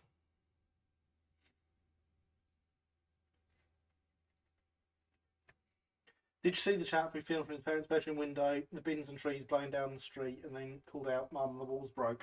I did not see that one. I will have to hunt that one down, James. Approve of boiler bans? Yes, boiler bans are great. London is not Kansas.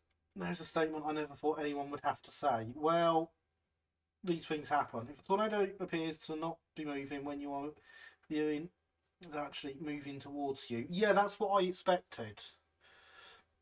Do look it up, barking tornado on you. Oh, I will, James. I definitely will. Standing under a tornado sounds barking. It does, doesn't it? In addition, London is not Arkansas. What about London, Arkansas?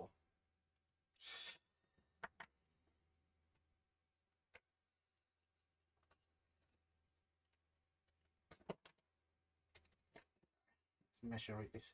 Let's measure it too long, and then cut it short. I can do that.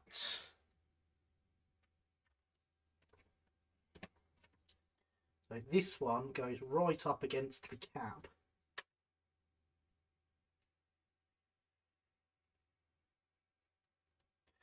And then, and that is just a single one right against the cab.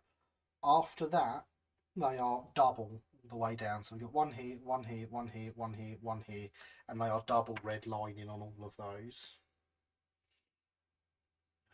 It's also a London in Ontario. There is. I rather enjoyed discovering some of the other places in XKCD's that one the other day, which was just called Know the Other One.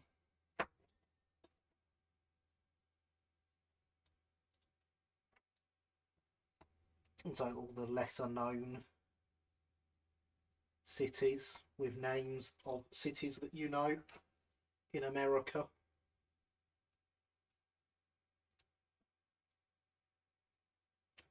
There we go. That's a better way of doing it.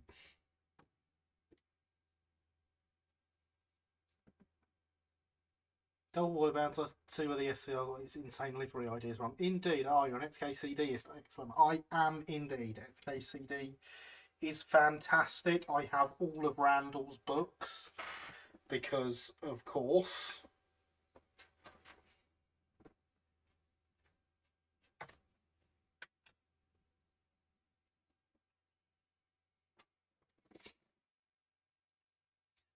There's a New London, Connecticut. Lots of Londons then. Yeah, that's lots of London. I'm not sure it actually had London. No, I don't think it did.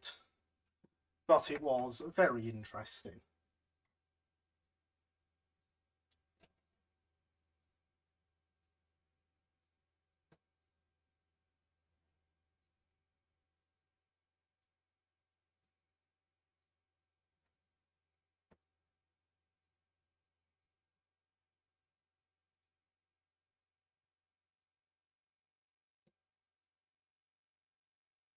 It's an extremely small place in Saxony called America. I did not know that. Poor small place in Saxony. The rain has slackened. That is good. Does that mean you can turn your volume back to more normal levels?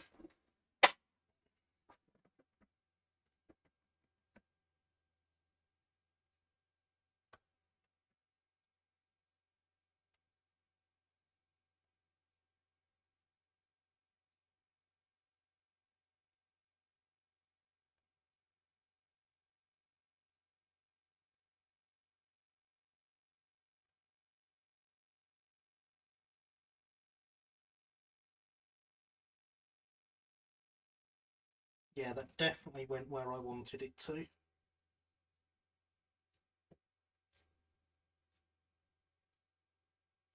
I wanted it to start out along the back of the firebox and then curve off over the front of the cab and across the window and such forth.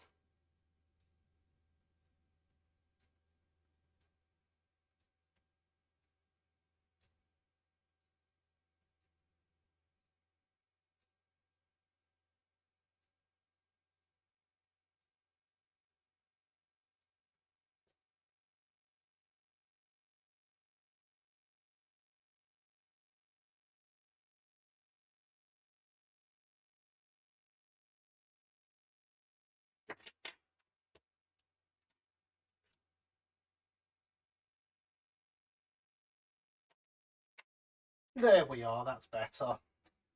Yes, and I have just done so. Excellent. So we now have our single boiler band, which you can't see on camera. I'm well aware of that. Silly focus. There we go. Going all around the cab front.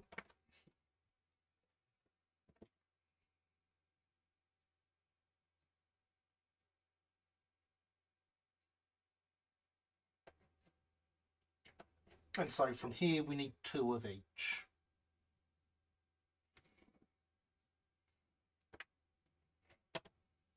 On South Eastern Railway and its lining.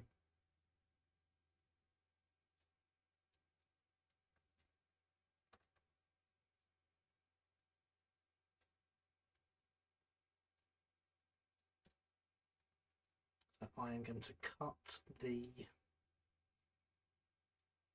excess sheet off there.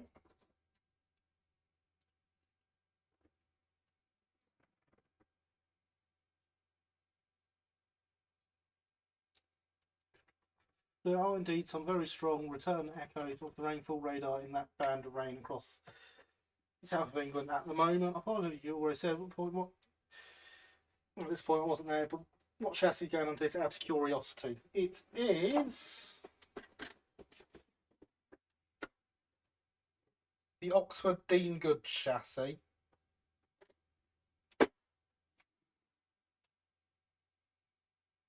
Which is just here. The rest, I've got the rest of the Dean Goods for sale if anyone wants it. Does not surprise me. No, it does not. I have heard bits of rain as we've been streaming this evening. Time for me to love you and leave you. So good night. It was fun. Catch you all same place, same time next week. Okay. Good night, Paderborn. Thank you for coming by. Great having you here. As always, sleep well. Don't work too hard, and all that jazz. Good night.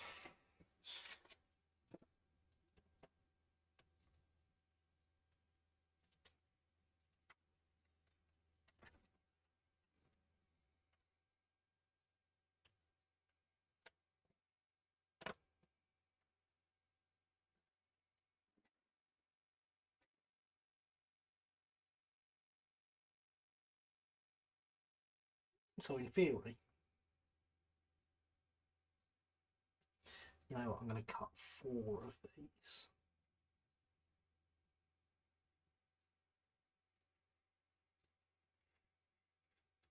Two of them will be slightly too long, but it's fine. So this will do 2 on this band and 2 on this band, which will slightly, as I say, these ones will be slightly too long because they've got the splasher here. But then I will measure some more and I'll do all the other ones together as well afterwards.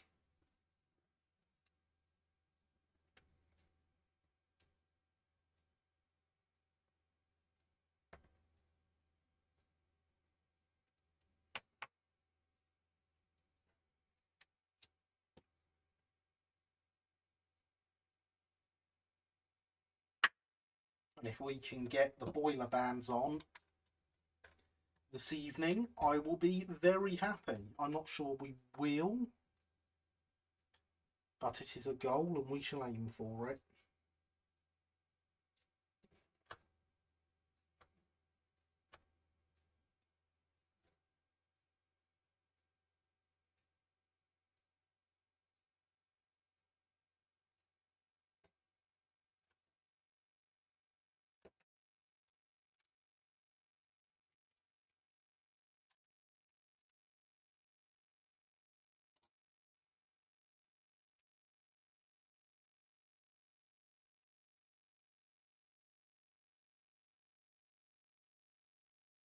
Get that out the water and get some water off of it.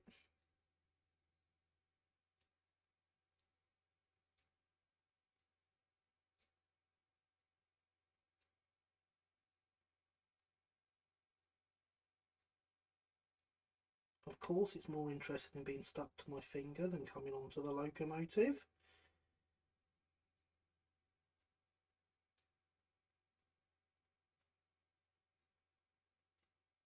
Why wouldn't that be the case?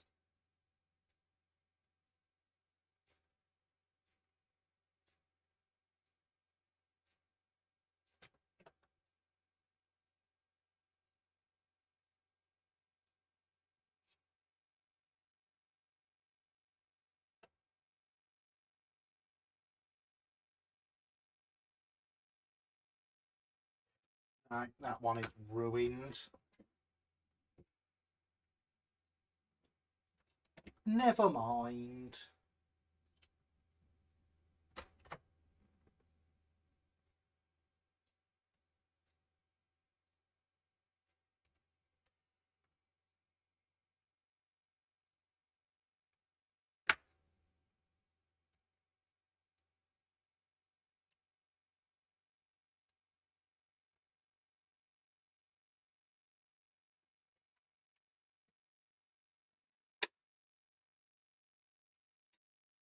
So that will get that done this time. It won't get ruined, he says.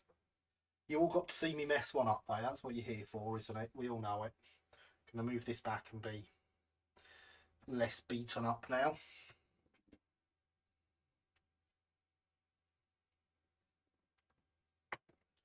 Because I hear that not beating up the camera is the best way to treat your camera.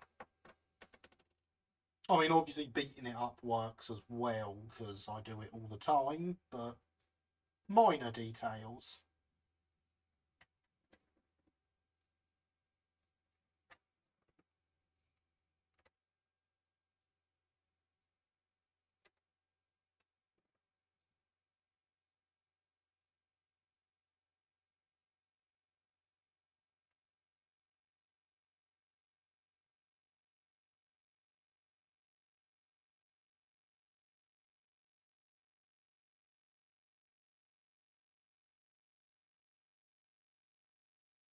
To work up loosening this one up.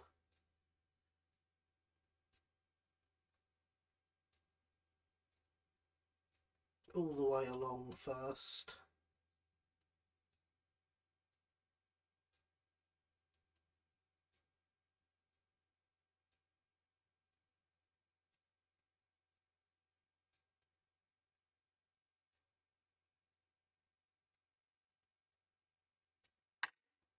And that has gone much better than the first one.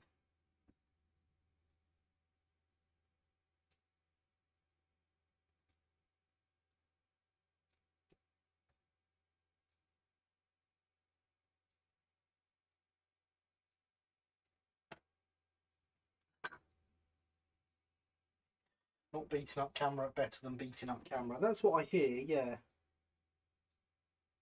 So I say clearly beating it up works as well because I beat mine up all the time.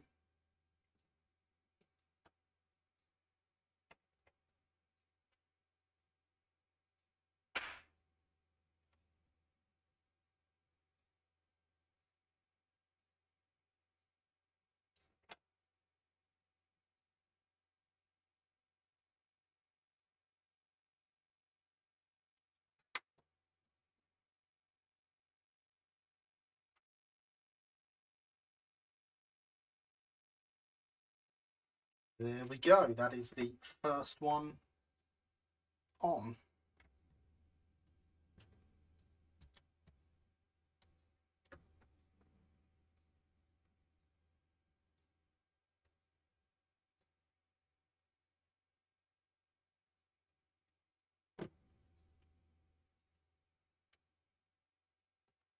And now we shall do the same again for the other side of the boiler band and hope for the best.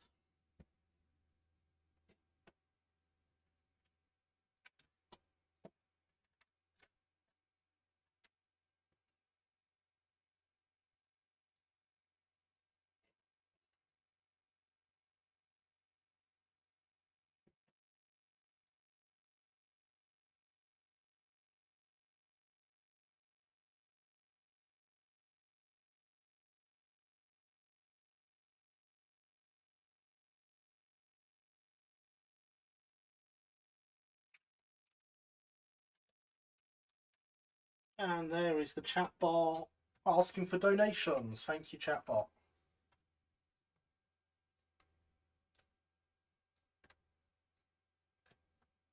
Donations genuinely do help. Every penny donated, except or provided via Patreon or anything else, does go back to projects for the channel.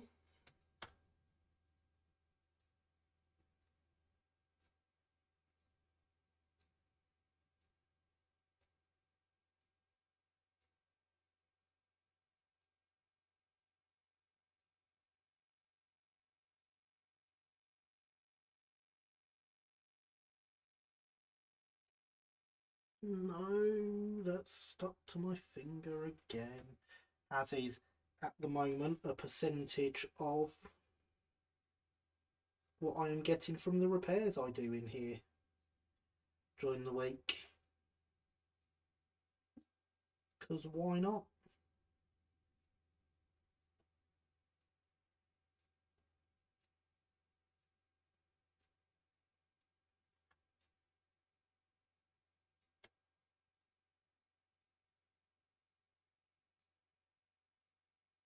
This transfer does not want to move.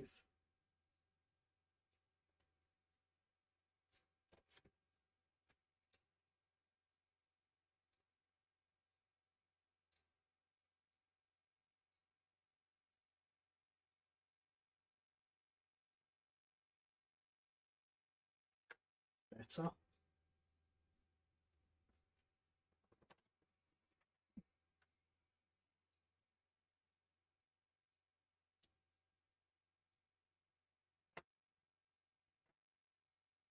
Yes, with both those income sources at the moment, the YouTube channel's PayPal is looking quite healthy, which is nice. It means I can start to think about the next project and what I want to buy for it to keep the stream running for you.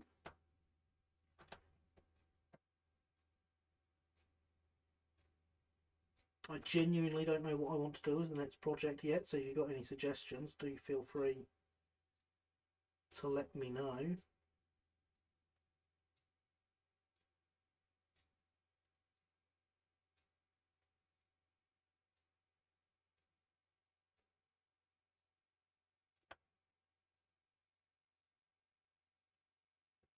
And there we go. One double-lined boiler band. Now we just have 4 more to do. Project suggestion, signal box interior.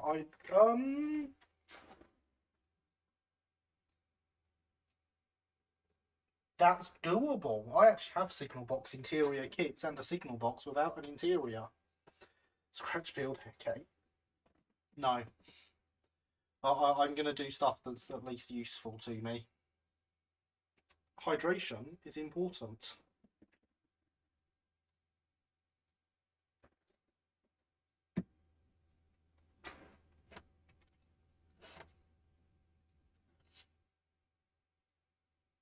I'm not going to scratch build a loco I have no use for.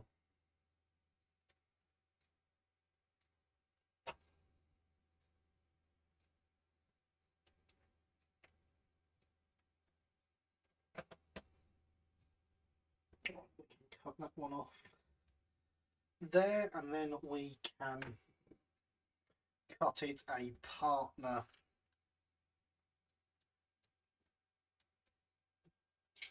off here to do the other side of that band. I'll love you and leave you folks having volunteer garden day early on the SVR tomorrow, so need to shut eyes.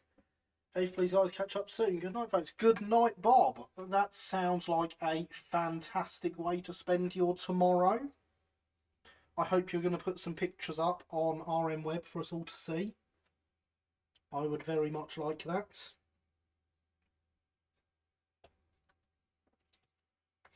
Sleep well.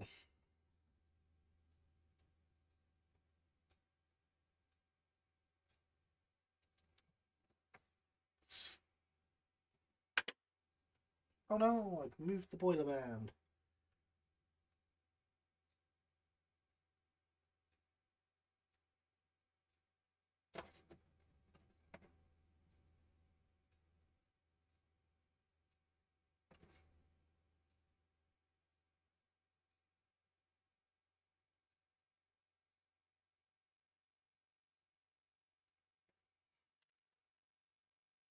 Your tomorrow sounds more relaxing than my tomorrow. See, the good thing is now with how my work works. Today is only the first day of my weekend.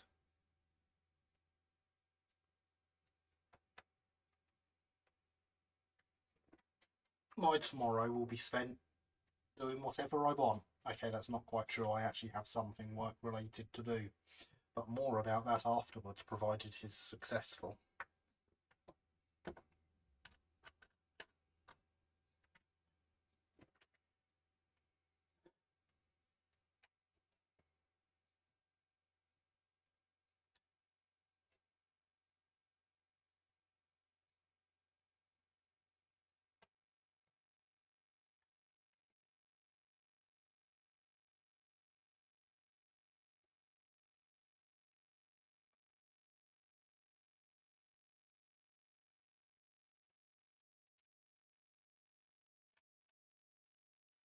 I'm meant to be tidying the bathroom tomorrow.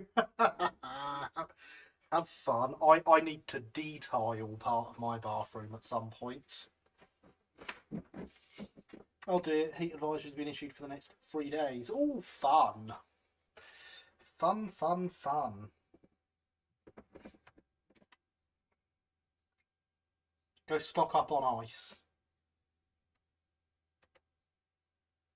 And hydration. Remember, if you are in a 3-day heat wave, hydration is even more important than normal.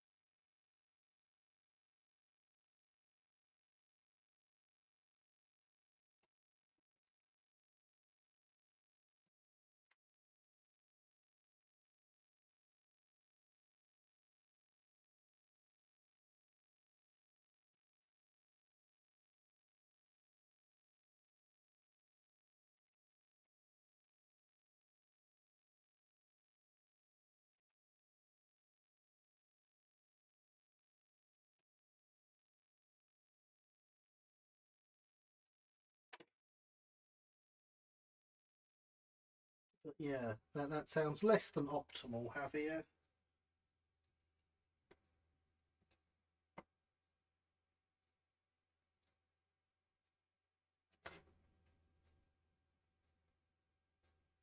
Much better. There we go. We've got half of the next one done.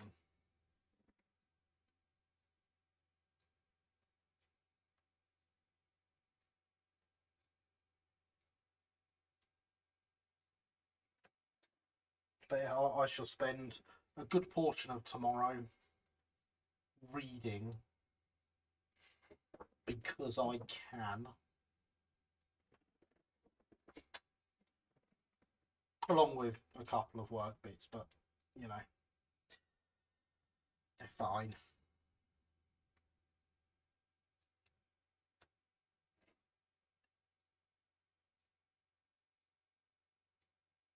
Oh, and my club's AGM. Pretty sure that's tomorrow.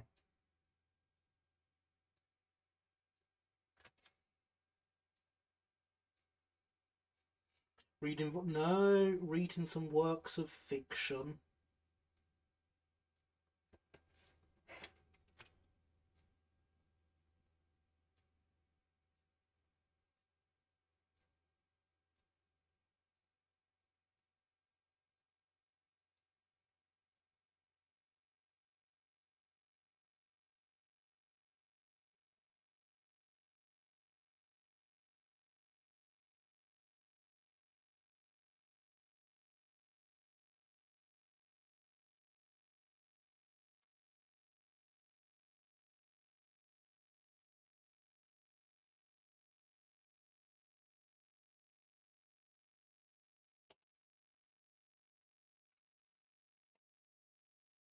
Reading volume 4 shall come when it is time to work on volume 4 like stuff.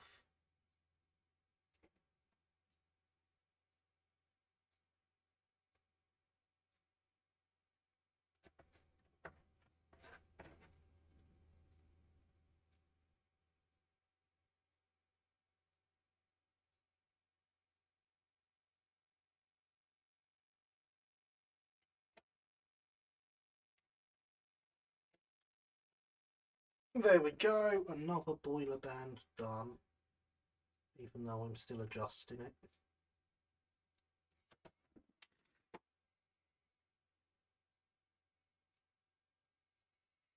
The weather's been all sorts of wacky. We've had many awful temperature swings as of late. That sounds a bit rubbish. Javier? Bit rubbish indeed.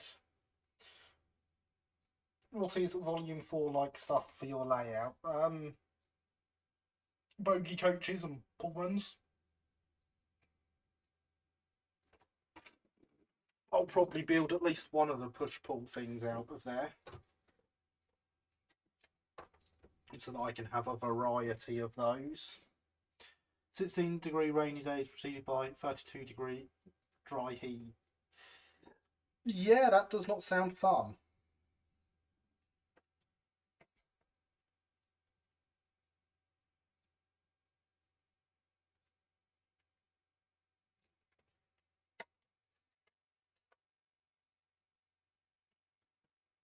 Go to about there. And that will cover all 3 of the remaining boiler bands. So we want 1,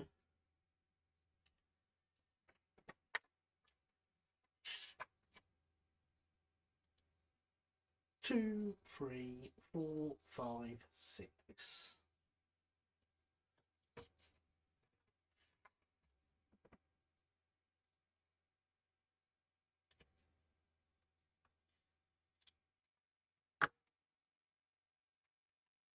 Are you having Lake Brighton arc roof stuff is a delight and rarely modelled? I already have some Brighton arc roof stock.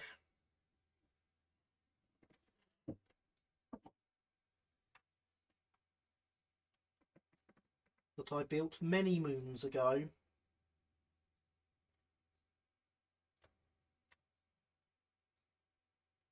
In fact, James, I have a Brighton arc roof push-pull set with full interiors.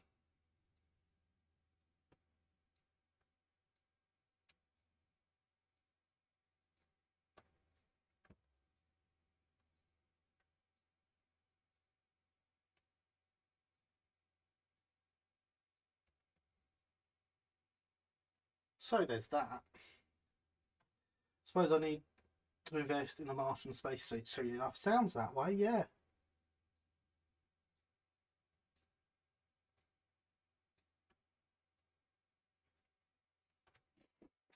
Full interiors are the best sort of interiors. Well, they're all right. Much easier to model those ones I do where I just paint the whole interior black and don't model anything in there.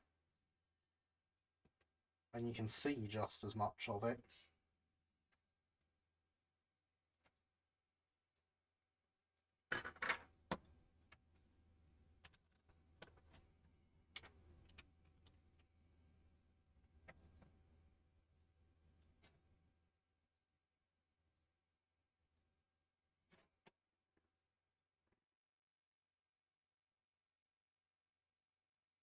Anyway, I need to get some sleep.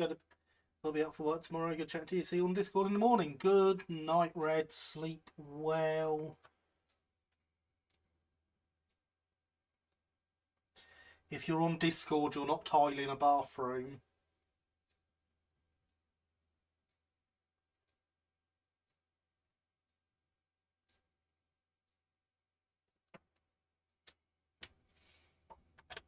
That's very much the opposite approach I take. I spent much Friday unwrapping 128 DCC light bars for my Engage.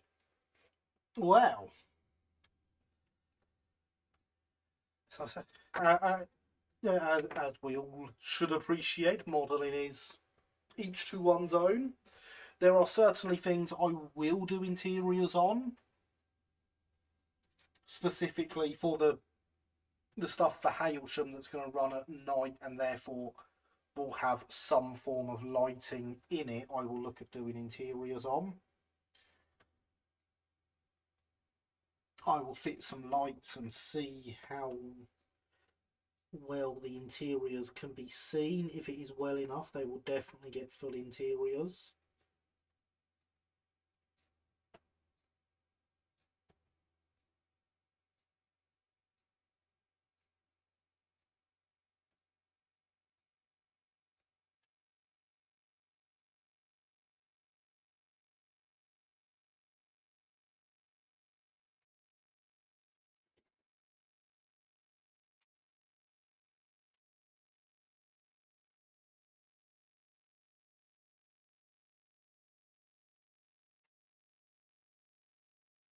But after spending more time getting the interior right on those carriages and not being able to see it, I would much rather not bother and get more done.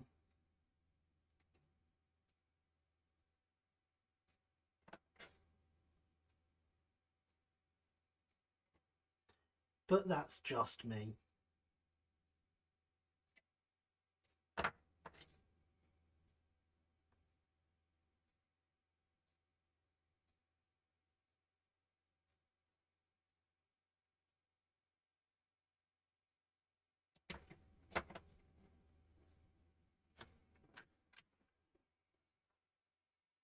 Houghton sounds as if it will be splendid. Well, I hope it will, James, yes. Oh, the fans are kicking in on the laptop. It must be getting warm.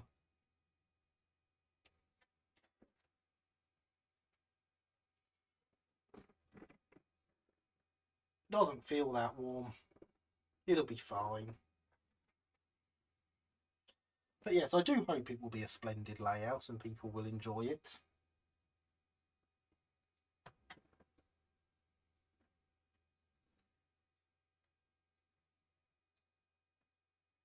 Were station announcements a thing back in the 1910s? Not that I'm aware of. I think you just got a guy. Yeah, I think you would have got a guy shouting, maybe.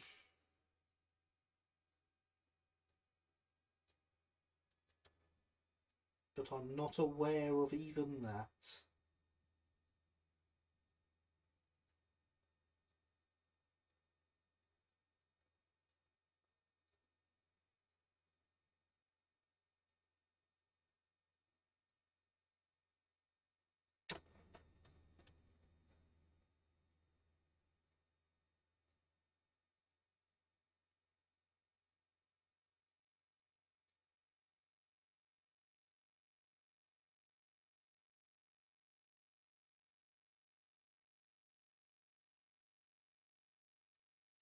Well, that went all over the place. Let's hope we can make that a little bit better.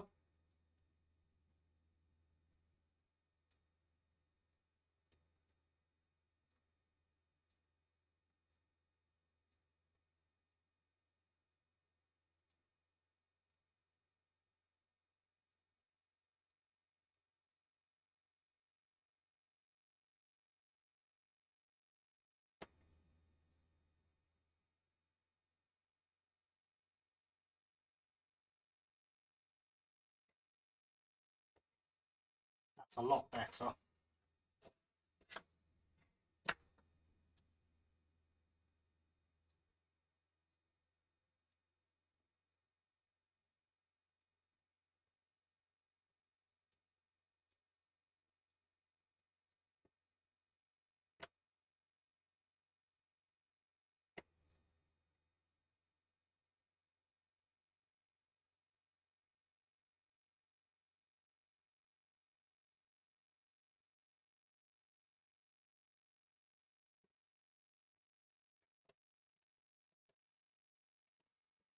Only 2 to go. For a chap shouting, you can put a speaker in one of the buildings and connect it to your computer, record yourself shouting. I mean, that's true.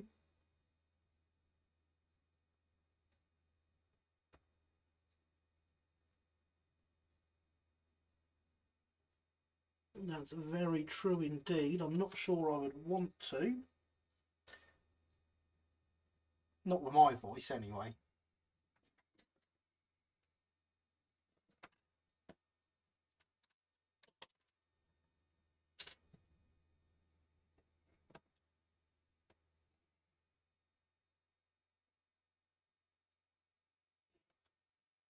But it's certainly an idea to ponder.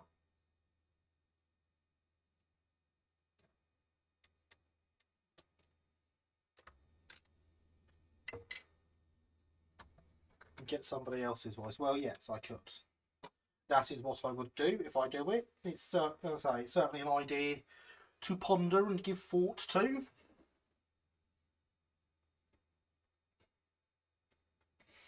You'd have to find somebody who'd sound like a 1910 station master. I would, which I don't think I do.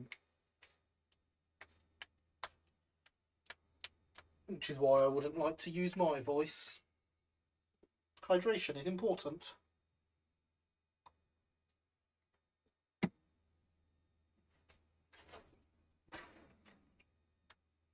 Also, using my voice would mean I'd have to hear my voice, and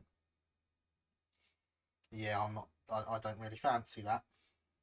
I don't know how you lot put up with it.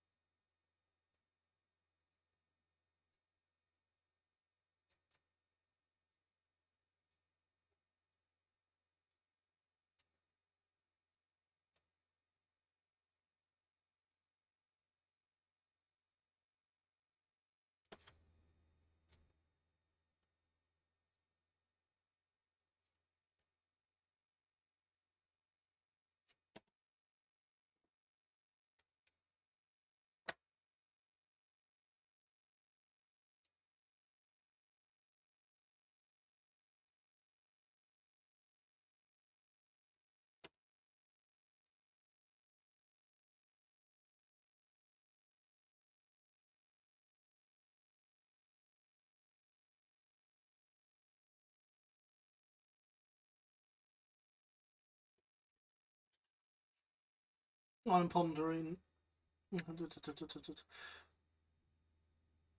Well, so-called Pullman chimes used in the UK Pullman train departments does the collective know? I do not know. We manage. Pondering and giving thought to finding somebody else to record alternative platform announcements from a 1980s layout. Excellent idea. On the basis that it would be odd for the same person to be doing the announcements at all times of day and night. Ooh. Yeah, that makes sense.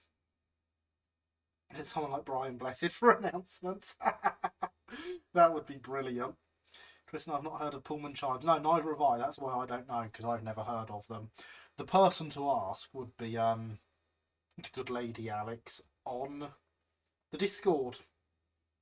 If anyone's going to know, she will. But yeah, so as you say, James, that would certainly be an interesting voice to have do it, and I think that would be brilliant.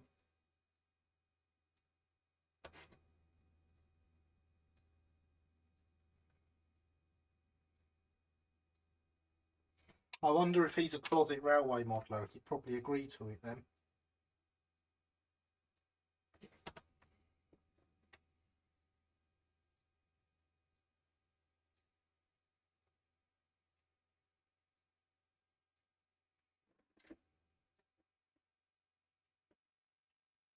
Got a short set of xylophone.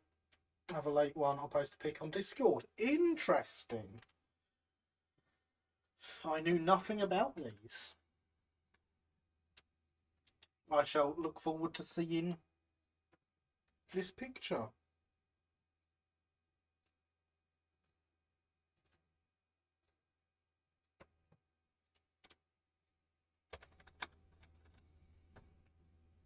How many notes? There was a 3-note xylophone style chime on BR in the 1990s. Recorded, of course, yes.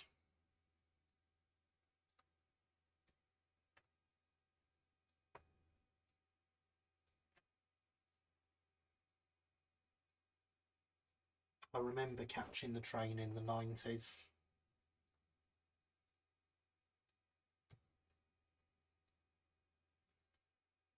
It was not a pleasant experience.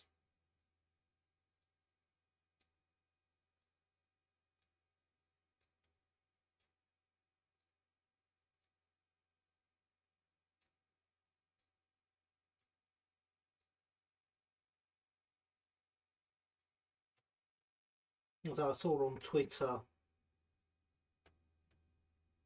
the other day, a slam door unit, a preserved one, in London Transport livery. That looked very nice. Might have been like a rake of carriages or some such. But it looked very, very nice. I rather liked it.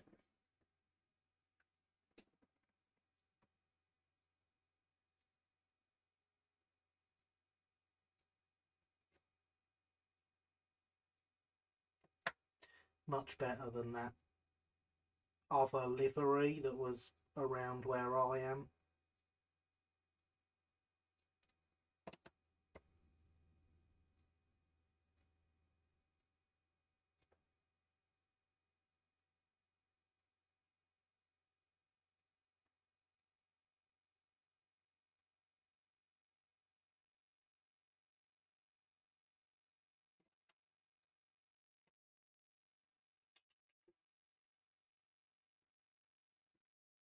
Longford and Lauren about station announcements. Of course there is. Interesting different one. I know the SNCF in France is very musical set chimes for its station announcements. Well, of course it does. That's very SNCF-y. I have happy memories of 1990s rail travel, especially HST to South Wales to visit my grandmother. Never been on an HST. So there's that. HSTs were, I suppose, the pinnacle of 1990s rail travel. I would not know. I found lots of YouTube videos of old station announcements from the 80s and 90s, inserted in parts of the announcements and analysed the changing styles.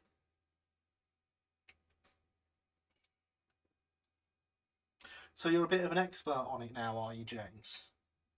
Is that what you're telling us?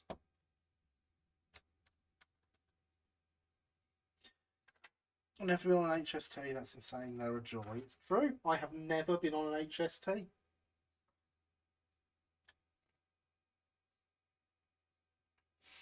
There were the 4TC Class 438 set South London Transport special excursion trains behind the various preserved LT locos and steam on the Met events. Ah, fair enough. I thought it looks really smart. Most of them miss a chance now to see them in mainline service, but you can still see them in Cornwall and Scotland. Scotland not count as mainline anymore. Nearly spilt it all again because it caught on the brush.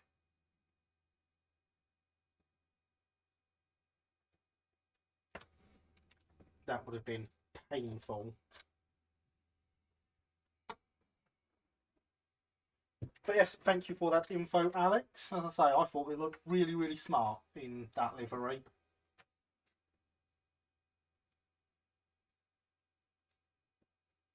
Wouldn't say expert, but I've researched announcements to get some useful knowledge. Fair enough. Not principal mainline services, but secondary services. Okay.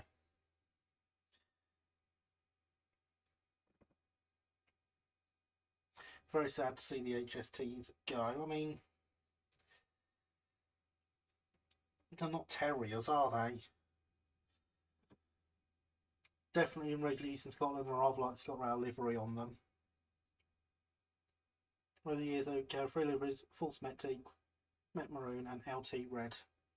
Oh, I would be interested in seeing the other liveries they have worn, because I don't believe I've seen them.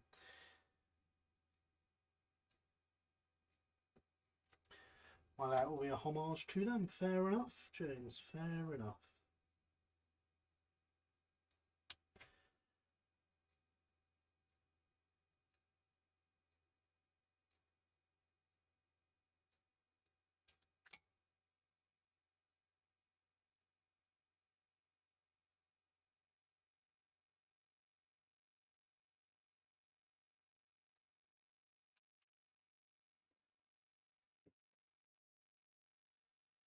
If you want to go on HST, go and visit Linny. I mean, the HST I'm not too bothered about, but it would be nice to go and visit Linny. I haven't lived until you've travelled on HST. I've travelled behind a terrier and I've travelled on Brighton stock. Much better. Sadly, I don't believe any current diagrams allow them to travel at their maximum speed any longer. Last time I travelled on one to Leicester in September 19th. I took pictures. Scott Rowan's also been modernised with sliding plug doors. Aha, sliding doors. Excellent. Very modern.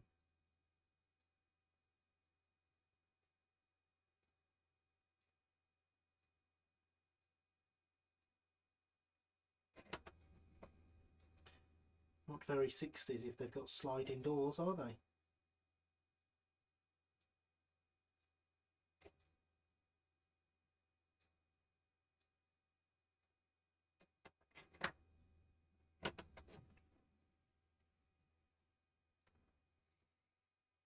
Also travelled in Brighton stock and behind a terrier, albeit back in 2013. See, much superior experience to an HST, obviously, says he who's never been on an HST.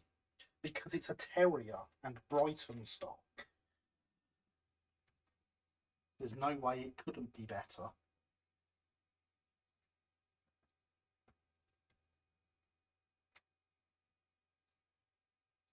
We have one more bit of lining to put on and the boiler bands are done. We have half an hour to get it there and reach my goal of getting the boiler bands on before the end of the stream. They're not the neatest boiler bands in history, but they're at least kind of consistent. And as we know, consistency is more important than accuracy.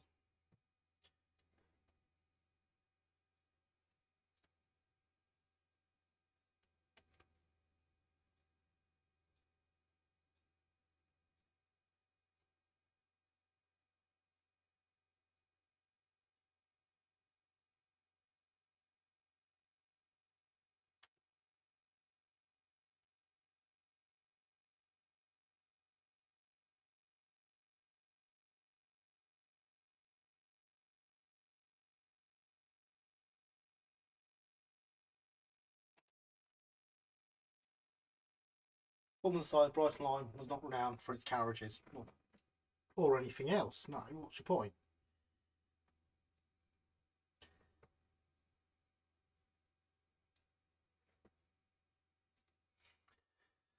Ideally, one would be consistently accurate. Well, to be fair, no matter how accurate you are, if you are consistent, you are always consistently at the same amount of accurate.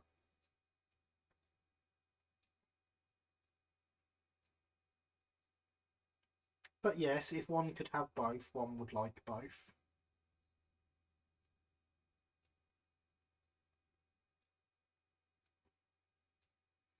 But I know my limits.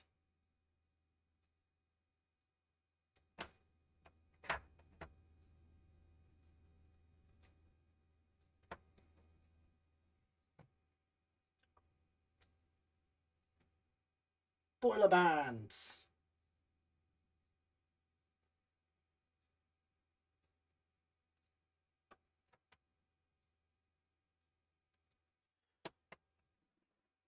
Peace and accuracy on railways, so little people don't walk around independently, but that's the hardest thing to fix. Indeed it is, yes. Maybe I can fix that with my virtual reality headset that I shall spend a lot of time wearing in the future. Let's be honest.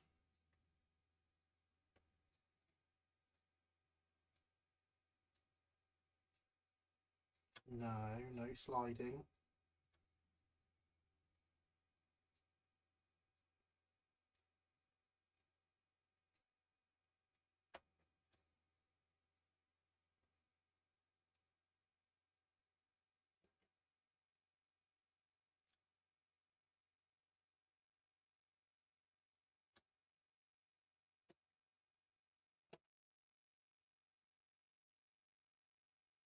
Improve of boiler bands. Boiler bands are great. How about nice augmented reality model people? Well, that's what I was thinking. But my VR headset will be fully virtual reality, not augmented reality.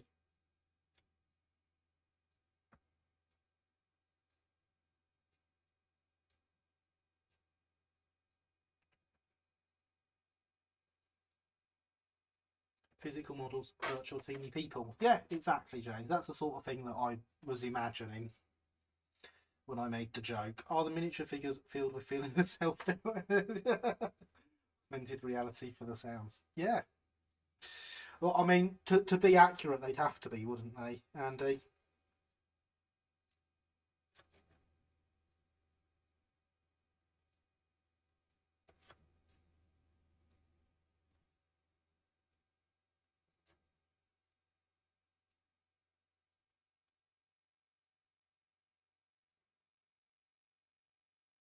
I think they may be filled with polystyrene. You might be right.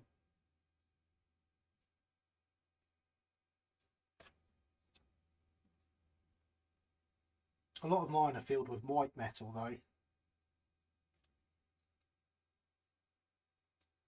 In fact, possibly all of mine. Yeah, it's a bit late. I've slept the alarm. Good evening, Kevin. How are you? I hope you are well. Good to see you. Never apologise for being late. Being on your own time is not a problem.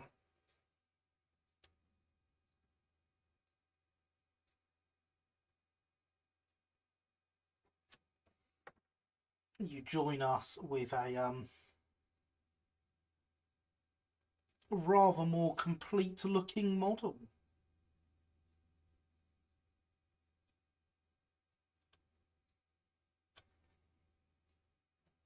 I'm just putting some microsol over our newly applied boiler bands.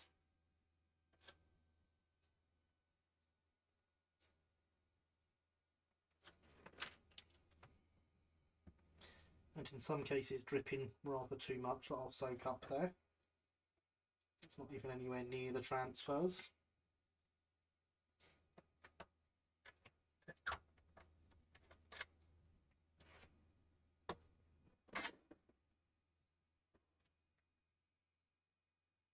Loud rain is back again. That's no good, Jace. They drink IPA from the bottle. I try to avoid doing that. Oh gosh, even some of mine are filled with resin. Miniature safety requires fencing around. Oh, big drops off. Help. And you, I'm very well. Teeny parachutes. So we've got a much more. I can't believe I've knocked all that off. What? Why did I not notice that sooner? Hopefully it's still. Yes, it's still wet. That's okay.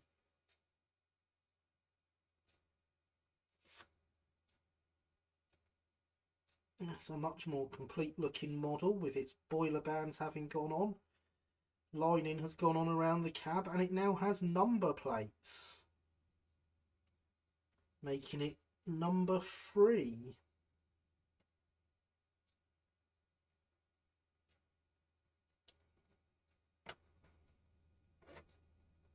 So it now has an identity and a backhead in the cab.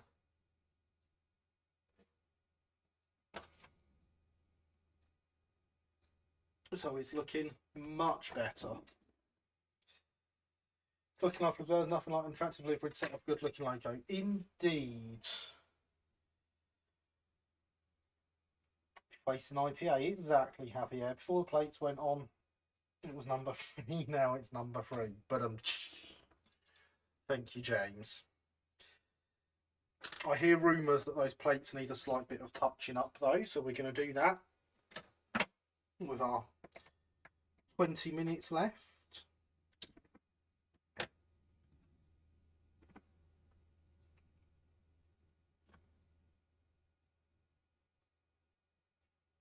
Oh no, that's too much.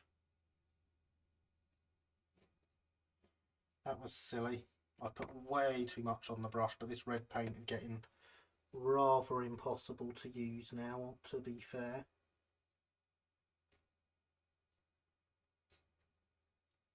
There we go.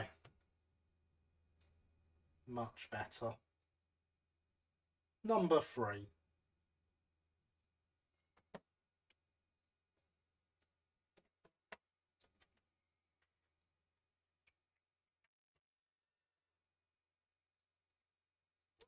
In -20 and counting. Oh dear. Oh dear, James.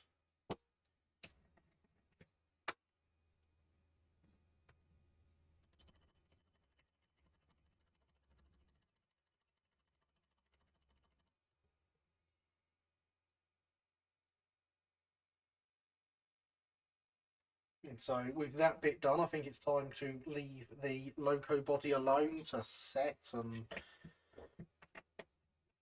all that, and then I'll sort this number plate out once the paint's dry.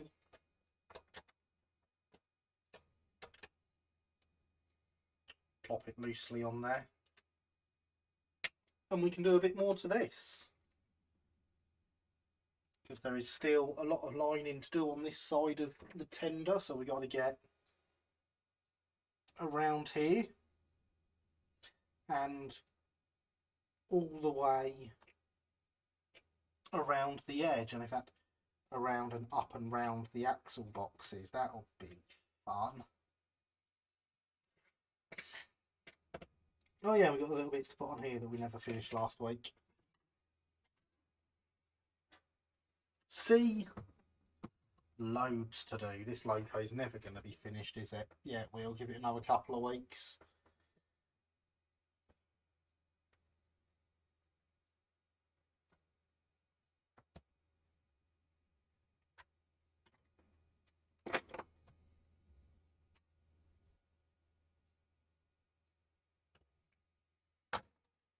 Chop that in half and dunk them in there, and they can fill these gaps. I realise you can't see where I was pointing there, but you'll have to take my word, these gaps need filling.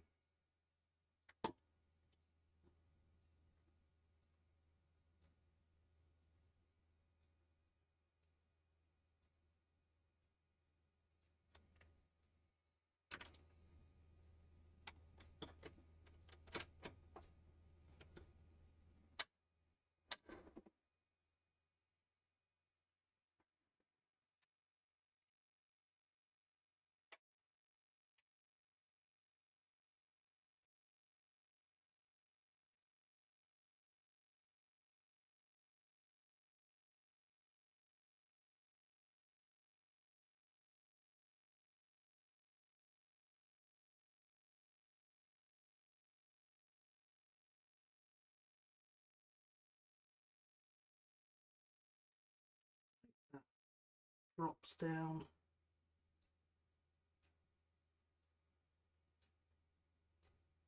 Over there quite nicely.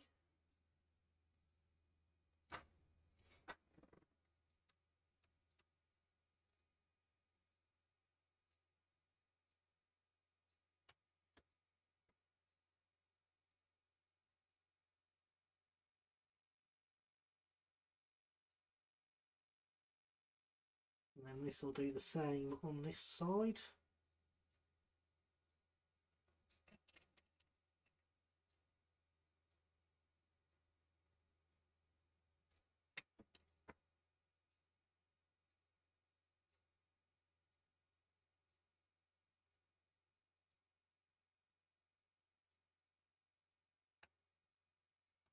And there we have the lining around that bit completed. Built 6 4-wheeled coaches over the last week, glazed and fitted seating. Next step is painting. Fantastic! That sounds like some excellent progress. Now I think we're going to want to go with these curves to get round this hole here.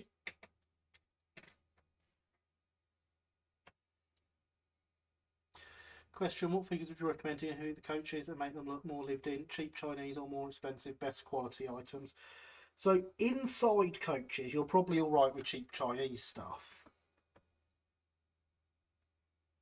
you're not really getting a look at them up close as such. I'd save the more expensive stuff for where it can be seen more, personally.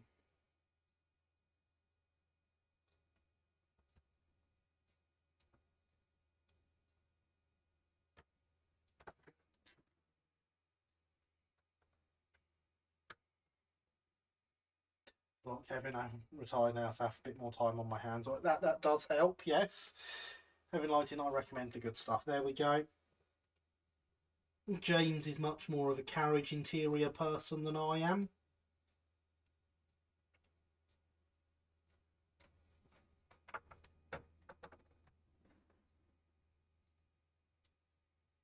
If no lighting, cheap stuff may be fine, although some people report good results with getting cheap stuff and repainting it.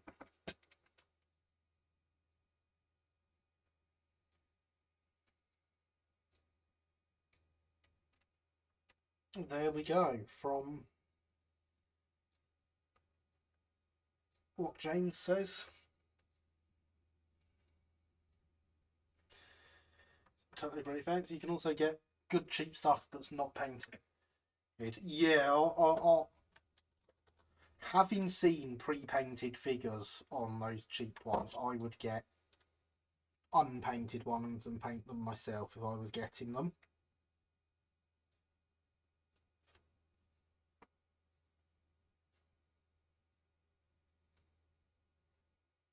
But again, that's just me.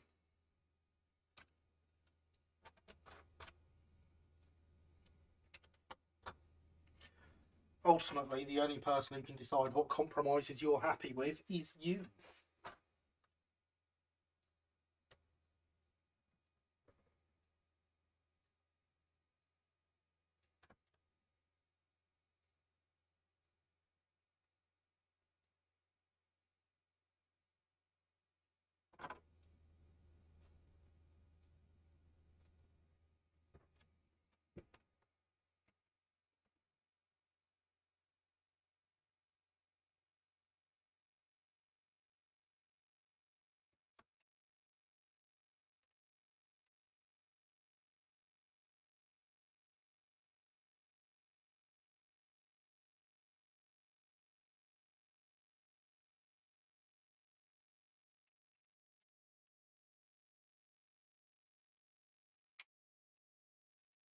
It's very true. Yes, indeed.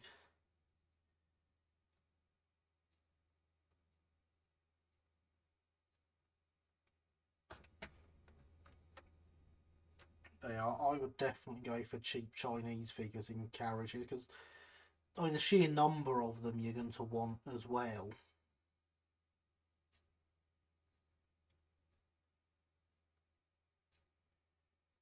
Like that amount of extra expense per carriage.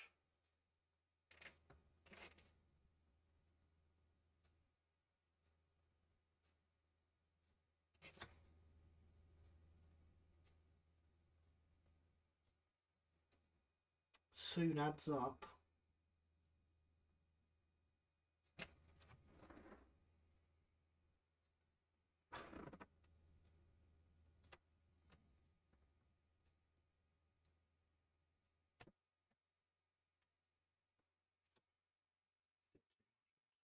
There we go.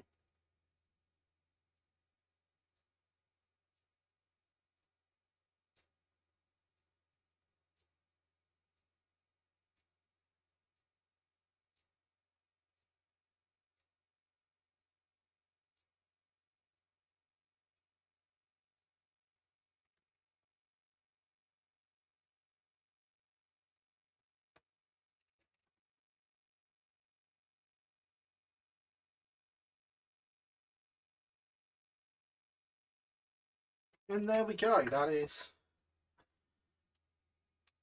transfers around that hole.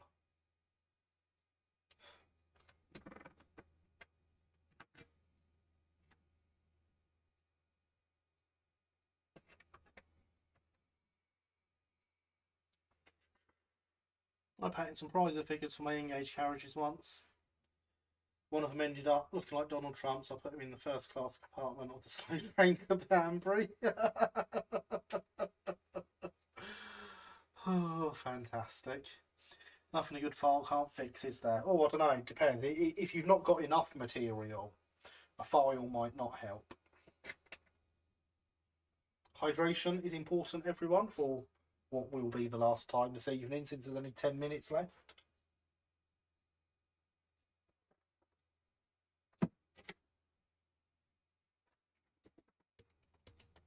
But I must say, we've got a rather smart looking logo appearing here. I am very, very happy with how it's going. I wish that you could see better. The blooming, I played with a light balance on the camera, and I'm still not happy with it. I was happier after playing with it, but I'm not yet happy. That's a bit better.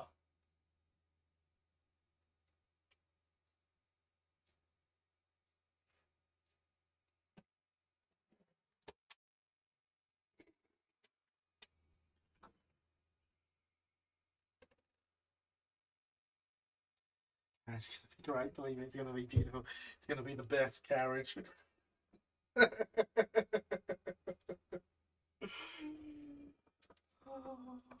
Oh dear.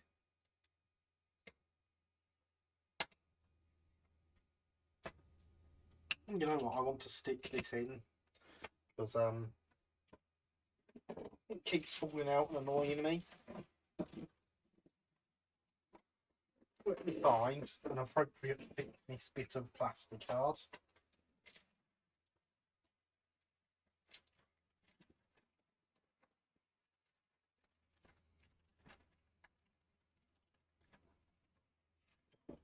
There we go.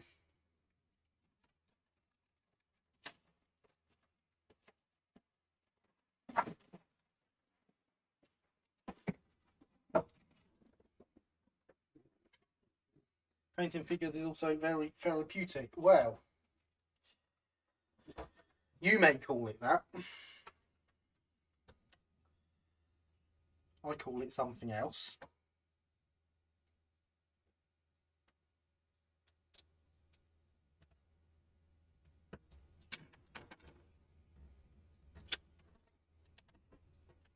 But I spoke with some people at club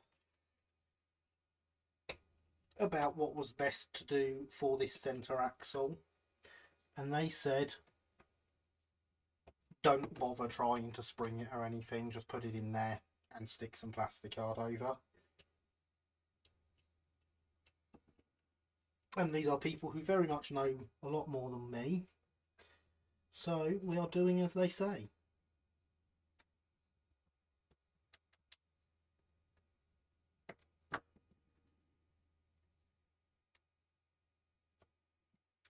That's a bit worrying. There was a bit of transfer stuck to. There's a bit of transfer stuck to my hand.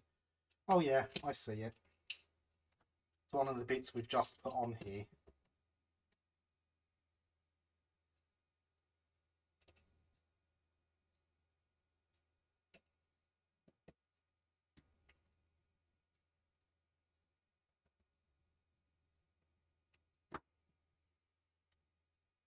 Buff bins are painted. Does that mean you can fit the buffers now? It does.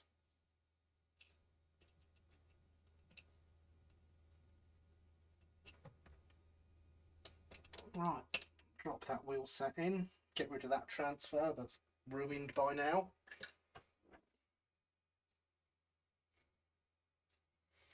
Always wanted to have a very figure heavy model scene, but the time and expense does dissuade. Yes.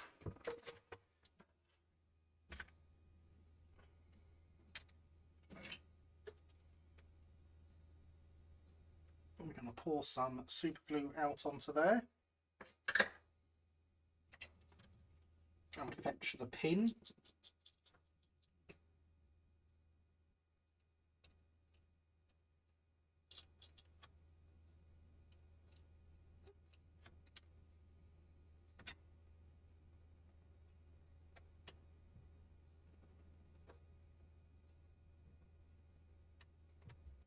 Fine, it's the ideal thickness for doing this, but it's not the ideal thickness for picking up with those.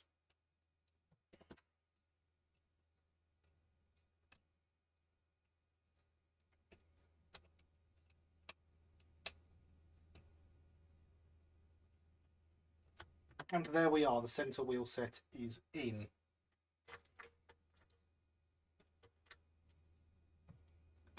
But yes, Linny makes a very good point. We can now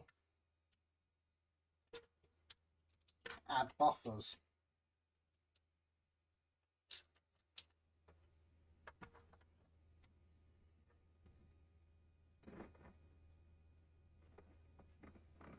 I once made a 132 scene just to use my green army men type figures a lot cheaply. That, yeah, fair enough. Wet your finger and lift the plastic. Ah, done now. But yes, that would have worked.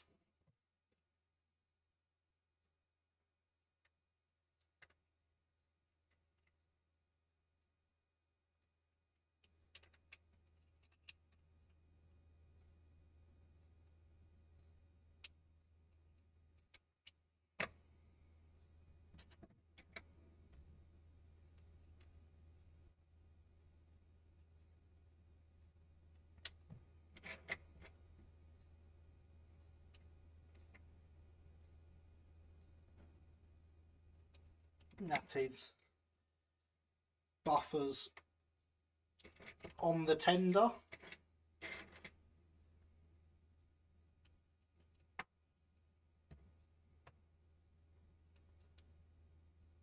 I'll have a very figure heavy diorama at some point.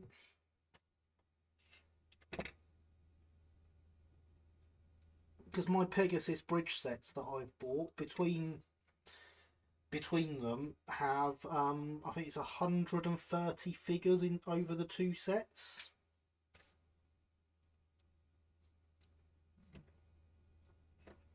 And there we go, the Loco now has buffers.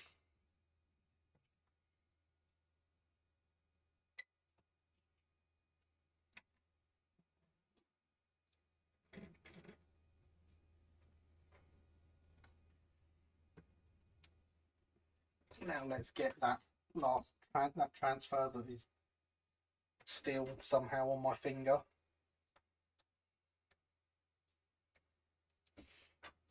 Replaced.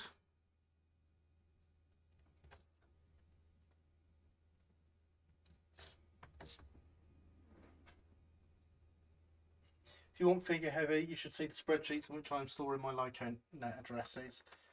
Oh dear, James. Oh dear.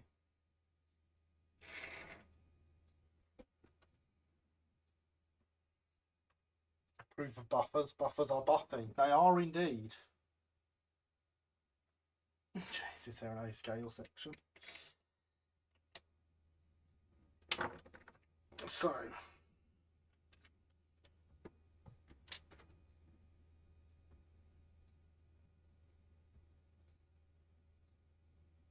One last little bit of microset on there.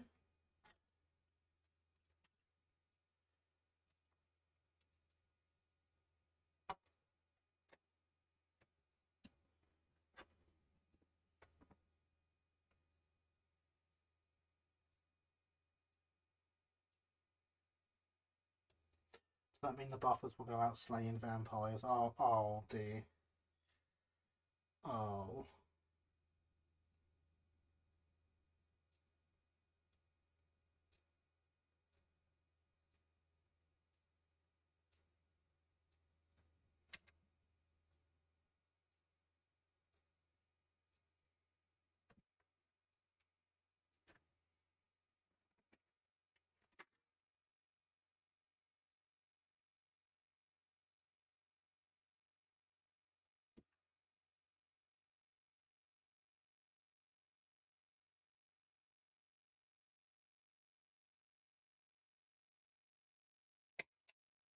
There is a joke I want to make, but I can't because, you know, PG.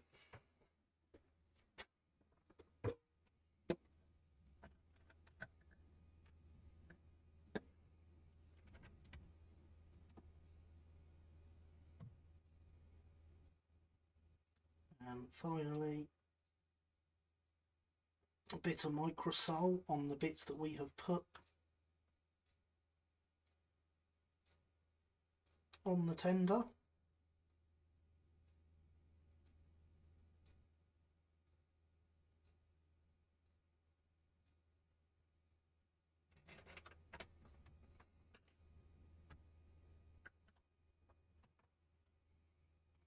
P minus 3. I make it P minus 1.5-ish.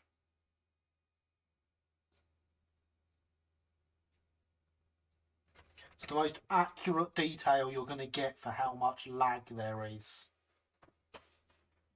Ever.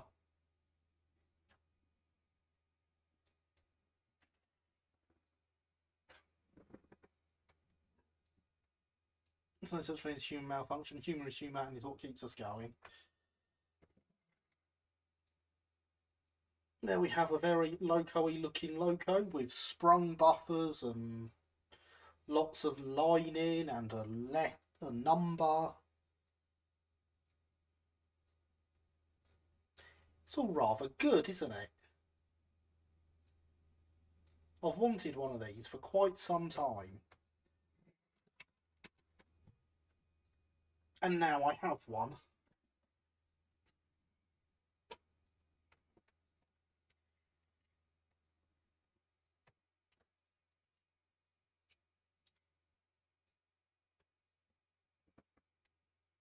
No, that didn't help the colour balance. I did the colour balancing when it was without the cutting mat, obviously, so I was hoping that would help. But the loco is looking really nice, even if it won't quite focus. As is the tender. I am very, very happy with how this has gone and how it is going. So there we go. I make that 26 seconds past pumpkin time. So, ladies and gentlemen, thank you for watching. Very lined, very nice. It looks excellent, spectacular, it looks good. Real cold, it will get real cold, yes. It's pumpkin looking time, I piss me off. So yes, thank you everyone for those rather nice comments. It has been great having you here as always. I have had a great time. I hope you have too. All that's left for me to say though is I've been Gary, this has been Let's Build. You've been awesome as always. Good night.